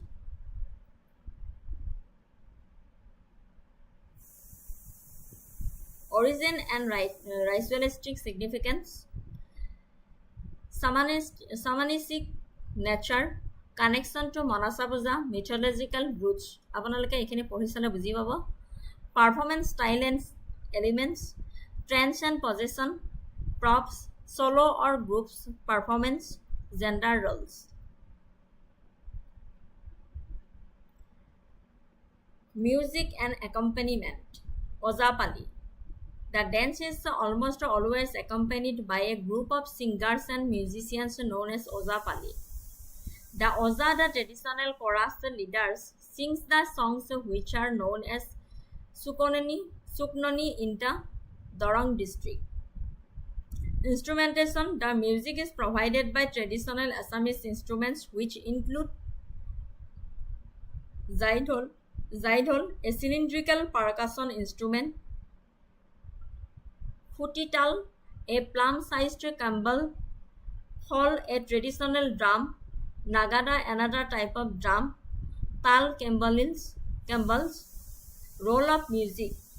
The powerful and rhythmic beats, the drums and cymbals help the dancer enter and maintain their trance state. The songs narrated by the Ozapali provided the rhythm and flow of the performance and often recount mythological stories and prayers. Costume and appearance. Traditional attire. The dancers typically wear traditional Assamese attire. This includes a mekhela made of muga silk, often with a red blouse. Jewelry and hair. Dancers adorn themselves with a traditional Assamese jewelry. A key element of the costume is that the dancers leave their hair open, which adds to the wild, frenzied appearance of the dance and symbolizes their state of spiritual possession. বুজি পাই আছেনে আপোনালোকে?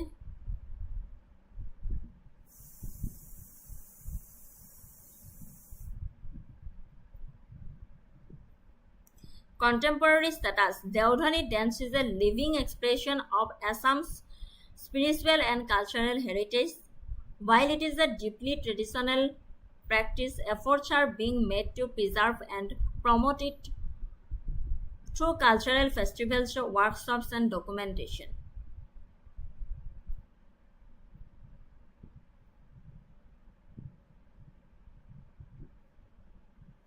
However, like many indigenous traditions, it also facing challenges from the modernization and a decline in oral traditions. ঠিক আছে?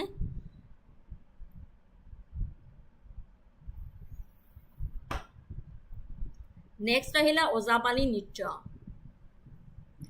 Ozapali is an ancient and semi-dramatic folk dance from Assam, India. It's considered one of the oldest art forms in the region and is a composite art that combines music, dance, dialogue, and drama to narrate mythological stories. The name Ozapali comes from its two main components, Oza the leader and Pali the assistant or chorus. Non-epic based Ozapali. This category is a link to non-epic themes, particularly Shakti worship. Puja kore jibilake Shakta dharmar. Suganoni Ozapali, also known as Maroi Goa. This form is dedicated to the worships of the serpent goddesses Manasa. The performances often narrate the tragic tale of Behula and Lokhinder from the Padma Purana.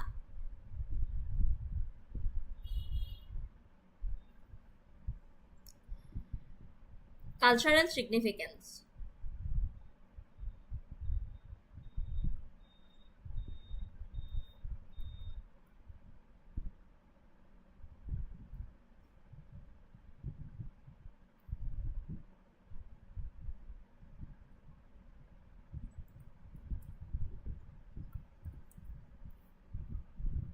Ojapali অসমীয়া সংস্কৃতি আৰু ইতিহাসৰ এক উল্লেখযোগ্য অংগ। ধৰ্মীয় প্ৰকাশ আৰু সম্প্ৰদায় শিক্ষা দুয়োটাৰে মাধ্যম হিচাপে কাম কৰে। কাঠকটা নামেৰে জনাজাত সৰ্বভাৰতীয় গল্প কোৱা পৰম্পৰাৰ পৰাই ইয়াৰ উৎপত্তি হোৱা বুলি ধাৰণ কৰা হয়। আৰু ঐতিহাসিকভাৱে অসমীয়া ৰজাসকলৰ পৃষ্ঠপোষকতা কৰা এই নৃত্য প্ৰকাৰে অঞ্চলটোৰ অন্যান্য পৰিৱেশ কলাসমূহৰ ওপৰত প্ৰভাৱ পেলাইছে, বিশেষকৈ সত্ৰীয়া নৃত্য। ভাৰতীয় স্বাধীনতা সংগ্ৰাম আৰু অসম আন্দোলনৰ সময়ত জনসচেতনতা বৃদ্ধিৰ বাবে ইয়াৰ ব্যৱহাৰ সমসাময়িক বিষয়ৰ লগত খাপ খুৱাই লোৱাৰো ইতিহাস আছে।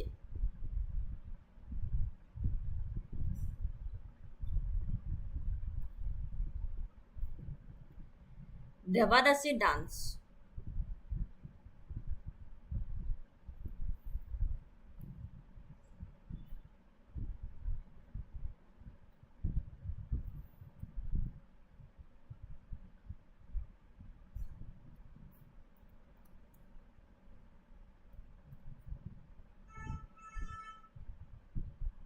অসমৰ দেৱদাসী নৃত্য হৈছে প্ৰাচীন কালৰ পৰাই ফুলি উঠা এক ঐতিহাসিক মন্দিৰ নৃত্য পৰম্পৰা।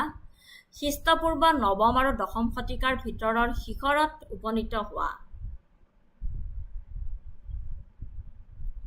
স্থায়ীভাৱে নাটী নৃত্য বা নাটী নাচ নামেৰে পৰিচিত এই নৃত্যৰ ৰূপটো নাটী বা দেৱদাসী নামেৰে পৰিচিত মহিলা নৃত্যশিল্পীৰ এটা শ্ৰেণীৰ দ্বাৰা পৰিৱেশন কৰা হৈছিল, যিসকলে হিন্দু মন্দিৰত দেৱতাৰ সেৱাত উৎকৰ্ষিত আছিল। ইয়াৰে ঐতিহাসিক প্ৰসংগ আৰু ভূমিকা। সংস্কৃত ভাষাৰ দেৱ ঈশ্বৰ আৰু দাসী সেৱক শব্দৰ পৰাই দেৱদাসী শব্দৰ উৎপত্তি হৈছে। ইয়াৰ অৰ্থ হৈছে ঈশ্বৰৰ সেৱাত উৎকৰ্ষিত নাৰী। অসমত এই পৰম্পৰা শৈৱ ধৰ্ম পূজাৰ লগত গভীৰভাৱে জড়িত হৈ আছিল আৰু নেঘেৰিটিং শিৱদৌল, ডুবিৰ পৰিহৰেশ্বৰ মন্দিৰ, বিশ্বনাথৰ শিৱ মন্দিৰ আদি ডাঙৰ ডাঙৰ শিৱ মন্দিৰত প্ৰচলিত আছিল। এই প্ৰথাৰ প্ৰমাণ কালিকা পুৰাণ আৰু যোগিনী তন্ত্ৰৰ দৰে প্ৰাচীন গ্ৰন্থৰ লগতে বাণামালা বৰ্মন আৰু ৰত্নপাল আদিৰ ৰজাৰ ৰাজত্বকালৰ শিলালিপি আৰু অনুদানত পোৱা গৈছে। প্ৰথম অৱস্থাত এই নৃত্যশিল্পীসকলে সমাজত এক সন্মানীয় স্থান দখল কৰিছিল। তেওঁলোকৰ প্ৰধান কৰ্তব্য আছিল বিশেষকৈ দুপৰীয়া আৰু সন্ধিয়া পূজাৰ সময়ত দেৱতাসকলক সন্তুষ্ট কৰিবলৈ দৈনিক মন্দিৰৰ অনুষ্ঠানৰ অংশ হিচাপে ভক্তিমূলক নৃত্য আৰু সংগীত পৰিৱেশন কৰা।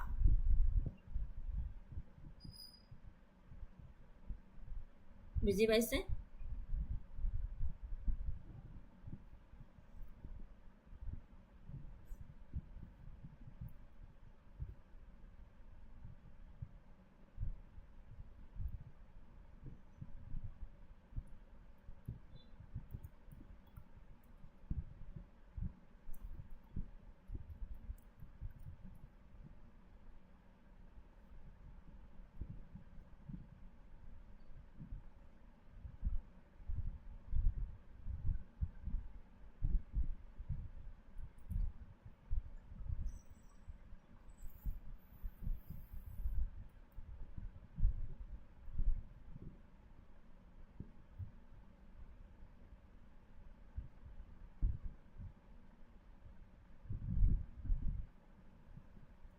তেওঁলোকক শুভ বুলি গণ্য কৰা হৈছিল আৰু কিছুমান ক্ষেত্ৰত আনকি ৰাজকীয় পৃষ্ঠপোষকসকলে জীৱিকাৰ বাবে মাটি আৰু সম্পদো দিছিল।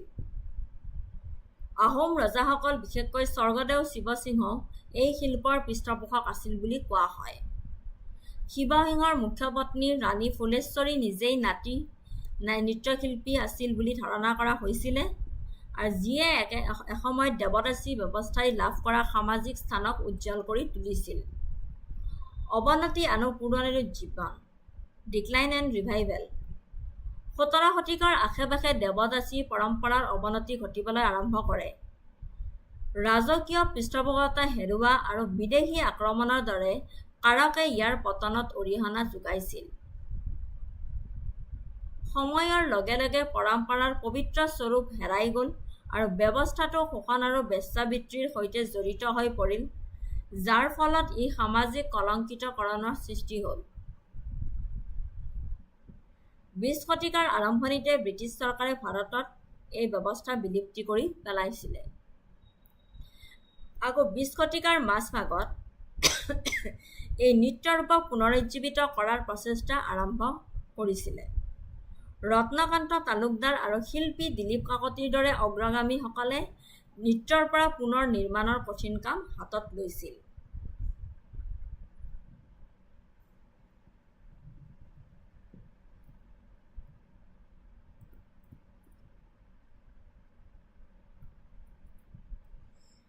দেৱদাসী নৃত্যৰ কেৰেক্টাৰিষ্টিক্স। অসমৰ দেৱদাসী নৃত্যৰ বৈশিষ্ট্য হৈছে শাস্ত্ৰীয় ভাৰতীয় নৃত্যৰূপৰ নীতিৰ পৰা আহৰণ কৰা জটিল হাত ভৰি চকু ডিঙিৰ গতিবিধি।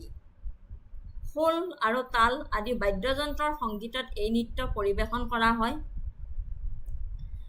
আৰু নৃত্যশিল্পীসকলে পৰম্পৰাগতভাৱে মেখেলা, বগা ব্লাউজ, বুকুৰ ওপৰত মেৰিয়াই ৰিহা চাদৰৰ দৰে গঠিত অসমীয়া সাজ-পোছাক পিন্ধিছিল।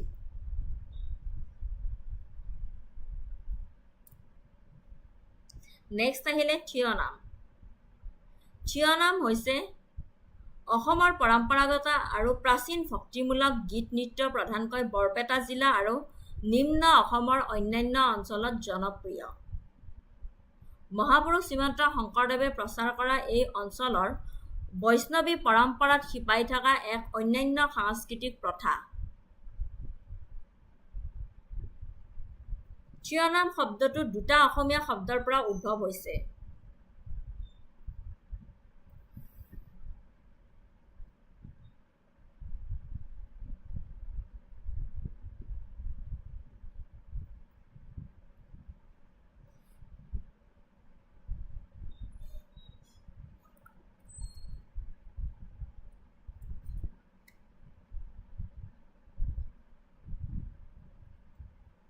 Thio meaning standing and Nam referring to bhakti music or devotional prayers and hymns.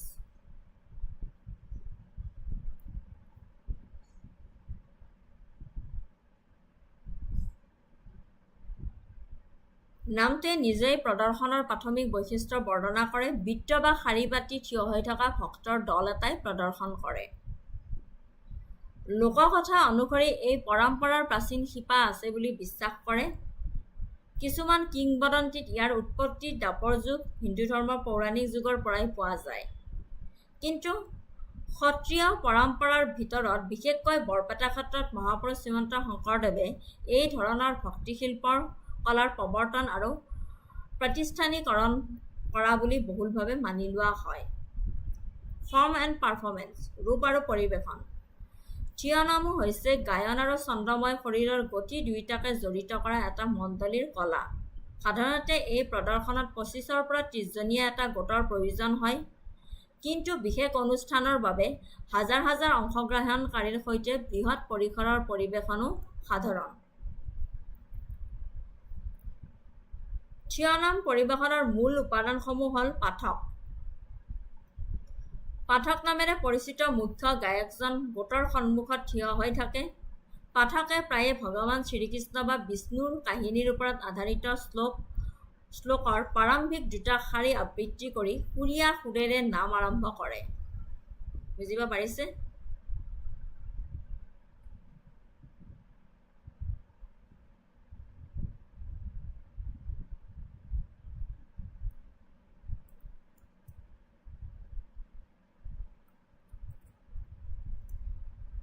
The chorus. বাকী অংশগ্ৰহণকাৰীসকলে পাঠকৰ নেতৃত্ব অনুসৰণ কৰি কোৰাছ গঠন কৰে। গীতবোৰৰ ৰেফ্ৰাইনৰ লগত যোগ দিয়ে আৰু একেলগে গায়। ইনষ্ট্ৰুমেণ্টেশ্যন, বাদ্যযন্ত্ৰ। পৰিৱেশনৰ লগত পৰম্পৰাগত বাদ্যযন্ত্ৰ মূলতঃ ঘোৰতাল এযোৰ আৰু এটা নাগাৰা। ছন্দময় হাত চাপৰি বজোৱাৰ লগতে সমন্বিত বজোৱা আৰু ঢোলৰ স্পন্দনে এক সজীৱ আৰু শক্তিশালী পৰিৱেশৰ সৃষ্টি কৰে। মুভমেণ্ট। অংশগ্ৰহণকাৰীসকলে থিয় হৈ থকাৰ সময়ত এটা সমন্বিত নৃত্য প্ৰদৰ্শন কৰে। তেওঁলোকৰ গতিবিধি ৰূপৱতী আৰু ছন্দময়, য'ত জটিল ভৰিৰ কাম, হাতৰ ইংগিত আৰু সংগীত আৰু ছন্দৰ লগত মিল থকা শৰীৰৰ গতিবিধি জড়িত হৈ থাকে। নৃত্যৰ গতিবিধিবোৰে প্ৰায়ে গীতবোৰত বৰ্ণনা কৰা অনুভৱ আৰু আৱেগিক প্ৰতিনিধিত্ব কৰে। কালচাৰেল এণ্ড স্পিৰিচুৱেল ছিগনিফিকেন্স, সাংস্কৃতিক আৰু আধ্যাত্মিক তাৎপৰ্য। থিয়নমৰ অসমত অপৰিসীম সাংস্কৃতিক আৰু আধ্যাত্মিক গুৰুত্ব আছে। ভক্তিমূলক প্ৰকাশ, ই এক শক্তিশালী পূজাৰ ৰূপ, ভক্তিসকলে ঈশ্বৰৰ প্ৰতি থকা প্ৰেম আৰু ভক্তি প্ৰকাশৰ এক উপায়। গীত আৰু গীতত প্ৰায়ে পৌৰাণিক কাহিনী বৰ্ণনা কৰা হয়। দেৱতা, বিশেষকৈ ভগৱান শ্ৰীকৃষ্ণৰ মহিমাৰ প্ৰশংসা কৰা হয়। থিয়নমত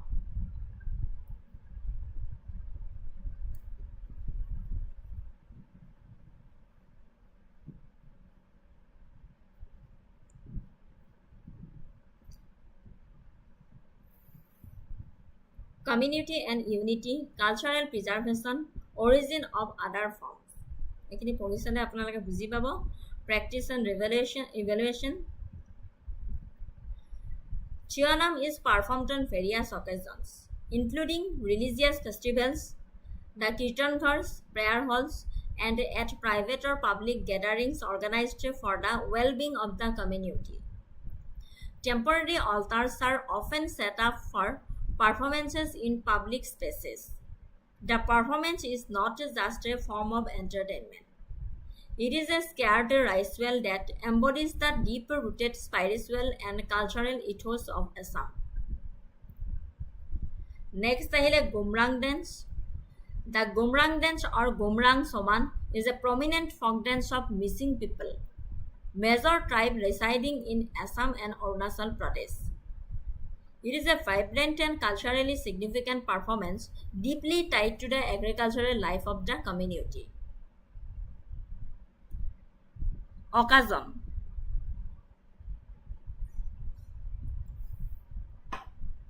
The Gomrang dance is primarily performed during the Aliyai Ligang festival, which is the spring festival of the missing people.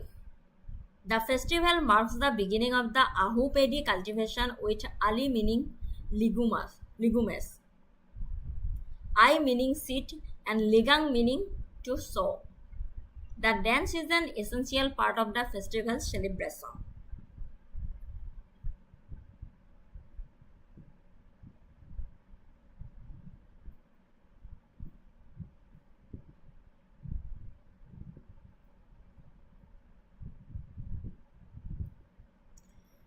Performance. The dance is performed by young men. Very nice, Setia. Yes, is it Assam culture? হয়, মই ডান্সখিনিৰ বিষয়ে কৈ আছোঁ। Dance যিমানখিনি আছে সিমানখিনি আপোনালোকক দিবলৈ ট্ৰাই কৰিছোঁ। কিবা যদি ডান্সৰ ভিতৰত ৰৈ গৈছে প্লিজ দেখাই দিব, মই আপোনালোকক দি দিম notes. Performance. The dance is performed by young men and women of the community. It's a lively group dance, often performed in a circle. The dancers move to the rhythmic beats of the traditional missing instruments such as dhul, tal, and gong. The movements are characterized by specific postures and graceful twirls, bends, and synchronized patterns. The performance often starts from the easternmost house of the village and moves from courtyard to courtyard, extending towards the fields and the river. Costumes. The dancers wear traditional hand-woven missing attire. The vibrant and intricate designs on the clothing are a notable features of the dance. Women wear garments like the is a cloth wrapped around the waist and ribi gasang a long sash. এইখিনিত মনত ৰাখিব দেই, এইখিনিৰ ওপৰত question আহে। The dancers wear traditional hand-woven missing attire. The vibrant and intricate design on the clothing are a notable feature of the dance. Women wear garments like the is a cloth wrapped around the waist and ribi gasang a long sash. Men typically wear white dhotis, kurtas, and sometimes a specific home woven coat called mibu galo. What is Satya, please give me the PDFs. তুমি PDF মোৰ এই ইউটিউবৰ description লিংকটোত যোৱা, তাতে Telegram channel আছে, Telegram চেনেলটোত তুমি join হোৱা, তেতিয়া তুমি PDFটো পাবা। বুজি পাইছা Satya? ডেছক্ৰিপশ্যন লিংকত টেলিগ্ৰাম চেনেলটোৰ লিংক দিয়া আছে, তাতে জইন হোৱা, তেতিয়া PDFটো পাই যাবা।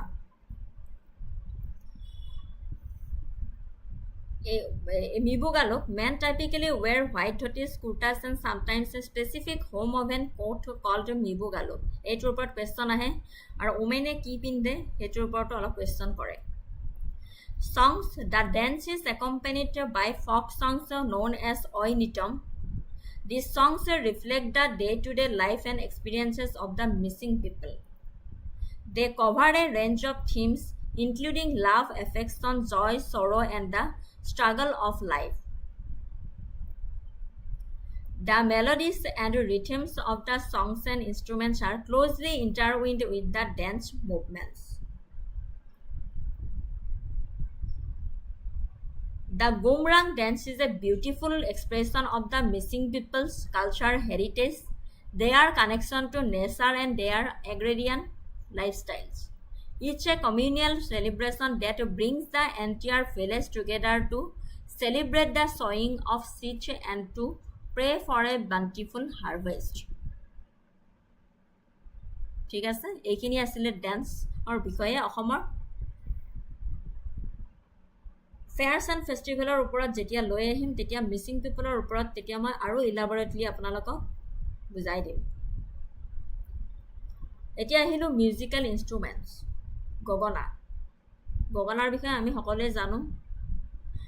The gogana is a traditional musical instrument, specifically a type of jaw harp that is deeply rooted in the folk culture of Assam, a state in northeast India. It is a key component of Bihu music and is often played during the Bihu festivals,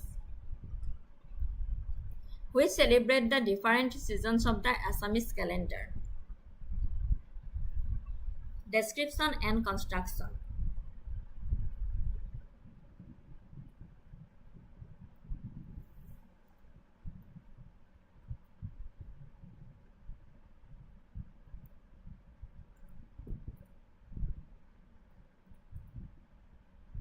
গগনা এটা সহজ নিপুণভাৱে নিৰ্মিত বাদ্যযন্ত্ৰ।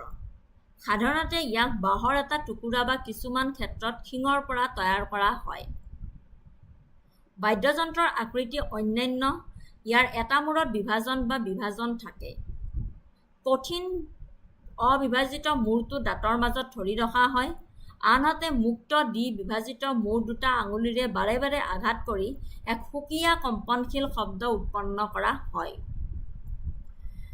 যন্ত্ৰটোৰ কেন্দ্ৰীয় অংশত এটা অনুনাদী ফিটা থাকে, যিটো বাহিৰৰ ফ্ৰেমৰ পৰা পৃথক হ'বলৈ শোধিত কৰা হয়।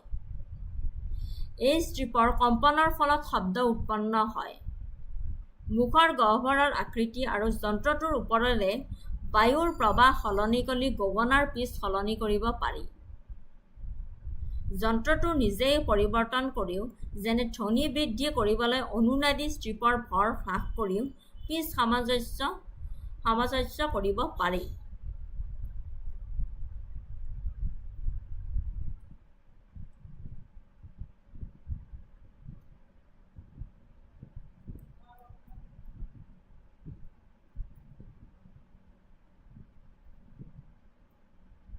How it is played.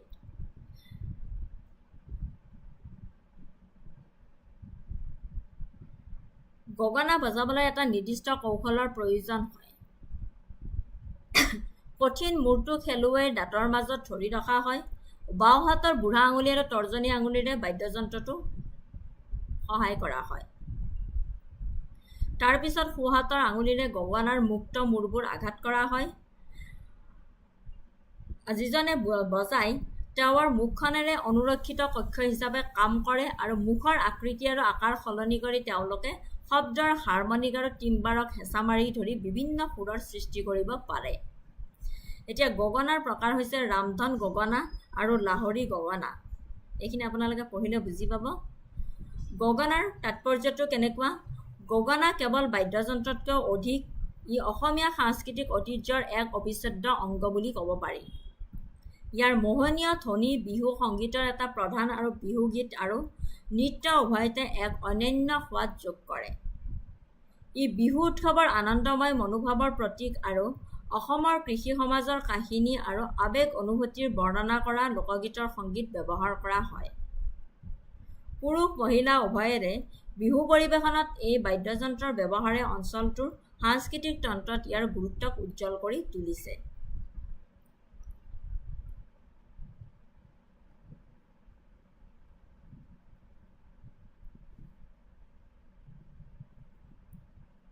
এইডাল হ'ল গগনা। আমি সকলোৱে চিনি পাওঁ গগনা এইটো। তাৰপিছত আহিলে টকা। মনত আছেনে এইবাৰ এডিআৰই লাষ্ট ইয়াৰ এডিআৰইত কুৱেশ্যন সুধিছিলে?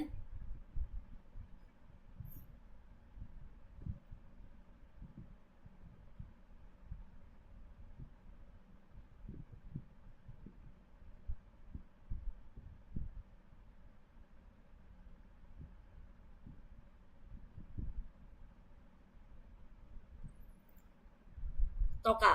The toka is a popular and easily accessible folk musical instrument from Assam, India. Each an idiophone, which means it produces sound primarily by the vibration of the instrument itself. Construction and types. The toka is a simple instrument made entirely of bamboo, a material abundant in Assam's forest. There are few different types of toka. Pati toka. This is the most common type. It is about and is made from a single piece of bamboo. The bamboo is split lengthwise from one end, leaving the node at the other end intact. A section is carved out to serve as a clapper. আৰু বৰ টকা, মাটি টকা বুলি কোৱা হয়। দুটা ভাগত বিভক্ত কৰিব পাৰি, এটা হৈছে পাটি টকা আৰু এটা হৈছে বৰ টকা। Similar to the pati toka but much larger. Each often made from 3 joints of bamboo and is played by being struck on the ground rather than held in the hand. The toka is played by striking the two split sides against each other to create a rhythmic tok-tok sound.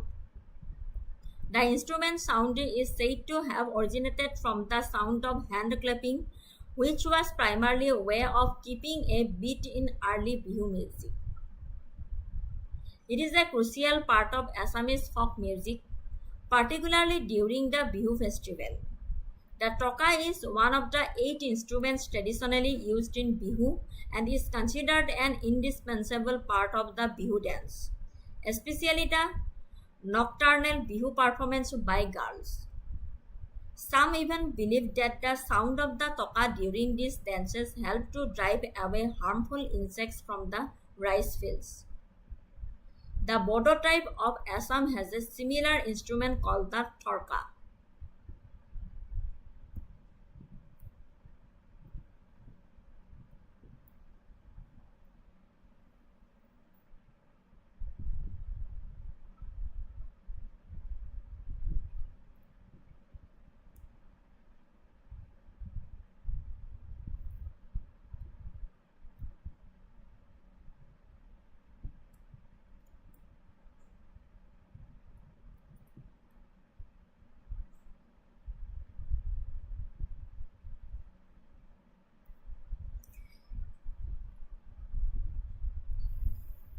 Musical ইনষ্ট্ৰুমেণ্টৰ ওপৰত গোটেইখিনি আজি cover কৰা নহ'ল। মই next class আনিম আপোনালোকৰ বাবে। ইয়াৰ কেইটামান কুৱেশ্যন MCQ আনিছিলোঁ।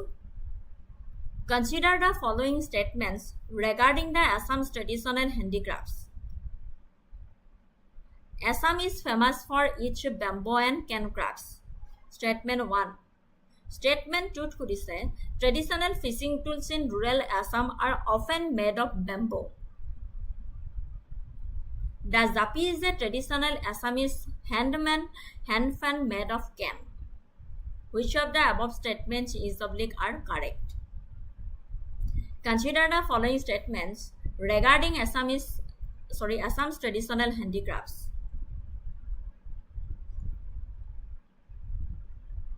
Online june ase answer to dibo.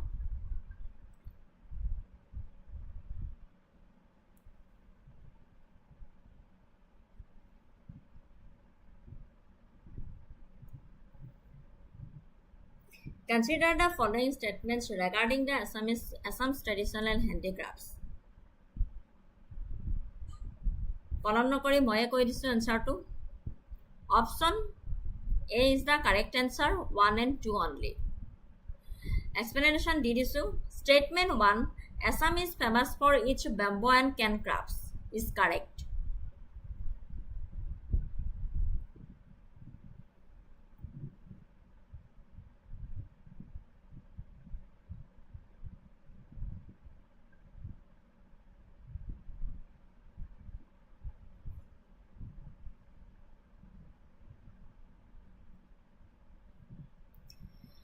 Assam has a rich tradition of crafting items from bamboo and can due to the abundance of this resource in the region. Artisans create a wide variety of practical and decorative products including furniture, basket and traditional tools. Statement 2 শুদ্ধ হয়. Traditional fishing tools in rural Assam are often made of bamboo is also correct. Bamboo is a versatile and durable material used to construct various traditional fishing implements in Assam such as jakoi, jaluki and khalai, which are used for catching fish in rivers, ponds and wetlands. Statement 3 incorrect. The zapi is a traditional Assamese hand fan made of can. The zapi is a traditional conical Assamese hat used by farmers and artisans for protection from the sun and rain. While it is often decorated with intricate patterns and cloth, its primary construction material is bamboo with a layer of toko, a type of palm leaf. The traditional Assamese hand fan is known as bichoni, which is typically made from bamboo plum leaves or cloth. Moving to the next question. Consider the following statements about traditional Assamese textiles and weaving. Weaving is primarily a female-dominated craft in rural Assam. Statement 2. The state has a tradition of every household owing a loan. Statement 3 খুদিছে পাট silk is extracted from silkworms fed on custard leaves. Which of the above statements is of the correct? Consider the following statements about traditional Assamese textiles and weaving. Online jone jone ase hunkale uttor দিব.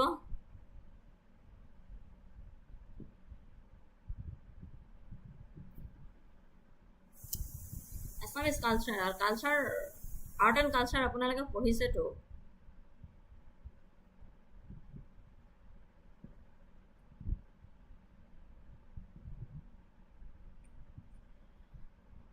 শুদ্ধ উত্তৰটি জানি লও. Option A is the correct answer, 1 and 2 only. Statement 1 is correct. Weaving is a deep-rooted tradition in Assamese culture and it has historically been a skill passed down from mother to daughters. Each an integral part of a woman's domestic duties, especially in rural areas, and is a significant marker of a woman's social standing. Statement 2 correct hoy. A common saying in Assamese culture, khare tatkhal. Every house has a loom. Highlighted this tradition. Traditionally, a loom was a fundamental part of the household, much like a kitchen. Women would weave clothes for the family, including the mekhela chador, gamosa, and other traditional garments. Statement 3 is incorrect. Path silk is a variety of muga silk and is produced by the silkworm Antheraria assaminis.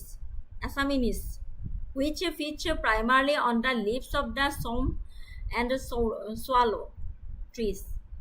The silkworm that feature on castor leaves is the airy silkworm, which produces airy silk. Again, statement 1 and 2 correct, statement 3 to incorrect.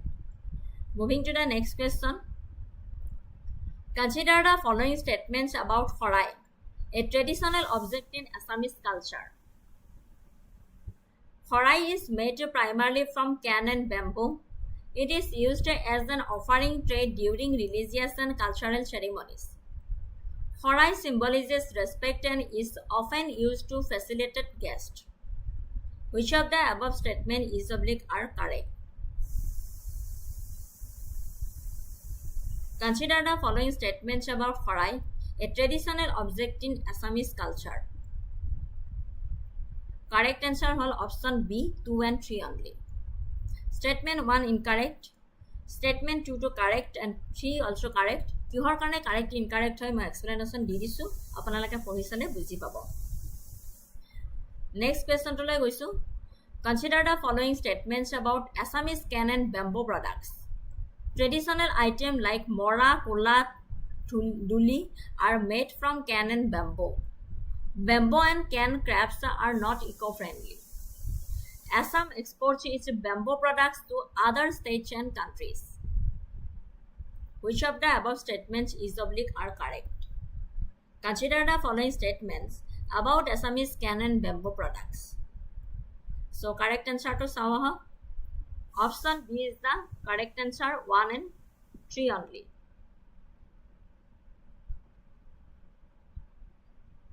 Option B is the correct answer 1 and 3 only.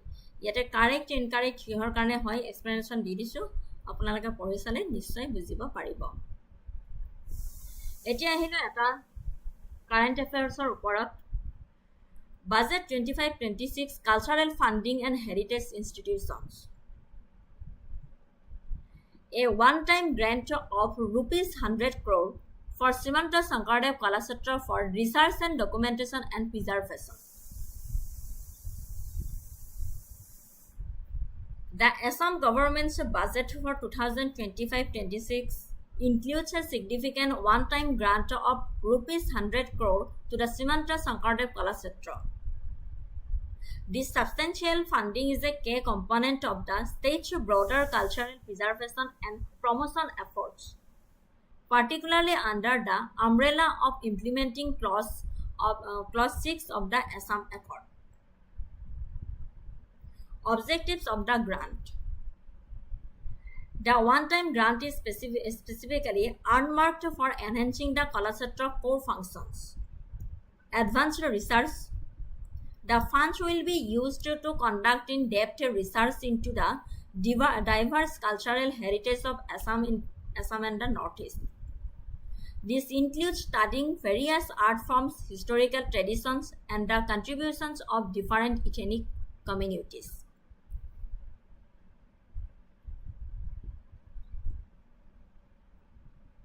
Modern preservation techniques. The grant will enable the institution to acquire and use modern technology and methods to preserve its vast collection of artifacts, manuscripts, and other cultural objects. This is crucial for protecting the state's heritage from degradation over time. Documentation efforts. A major focus is on creating a comprehensive digital and physical archive. This involves documenting folk traditions, music, literature, and art forms that are at risk of being lost. This documentation ensures that the cultural legacy remains accessible for future generations. Srimanta Sankardev কলাক্ষেত্ৰৰ বিষয়ে সকলোৱে জানে তথাপিও অলপ explanation কৰি দিছোঁ The Srimanta Sankardev Kalakshetra located in Guwahati is the premier cultural institution in Northeast India. It's a vast complex with various sections dedicated to different aspects of Assamese culture and including Central Museum showcases artifacts and cultural objects from various ethnic groups. Sahitya Bhavan Library, a repository of rare books and manuscripts. Lalit Kala Bhavan, an art gallery for exhibition and workshops. Artist Village, a replica of traditional Assamese village. Open air theatre, a venue for cultural performances and events. Named after 15th century saint scholar and social reformer Srimanta Shankardev, the institution was founded with the aim of preserving and promoting the diverse cultural heritage of the region. The ₹100 crore grant will significantly bolster its capacity to fulfill this mission on a much larger and more modern scale. ঠিক আছে? Regarding the Assam budget 2025-26, consider the following statements. Statement 1 at Khudise, a one-time grant of ₹100 crore has been allocated to the Srimanta Shankardev Kalakshetra. Statement 2, the grant is specifically for research, documentation and preservation of the state's cultural heritage. Which of the statements given above is oblique are correct? Both 1 and 2, neither 1 nor 2, option C 2 only, option D 1 only. So correct answer to whole, both 1 and 2, option A is the correct answer. The Assam budget 2025-26 has indeed allocated a ₹100 crore grant to the Srimanta Shankardev Kalakshetra specifically for the purpose of advanced research, documentation and adopting modern preservation techniques. ঠিক আছে?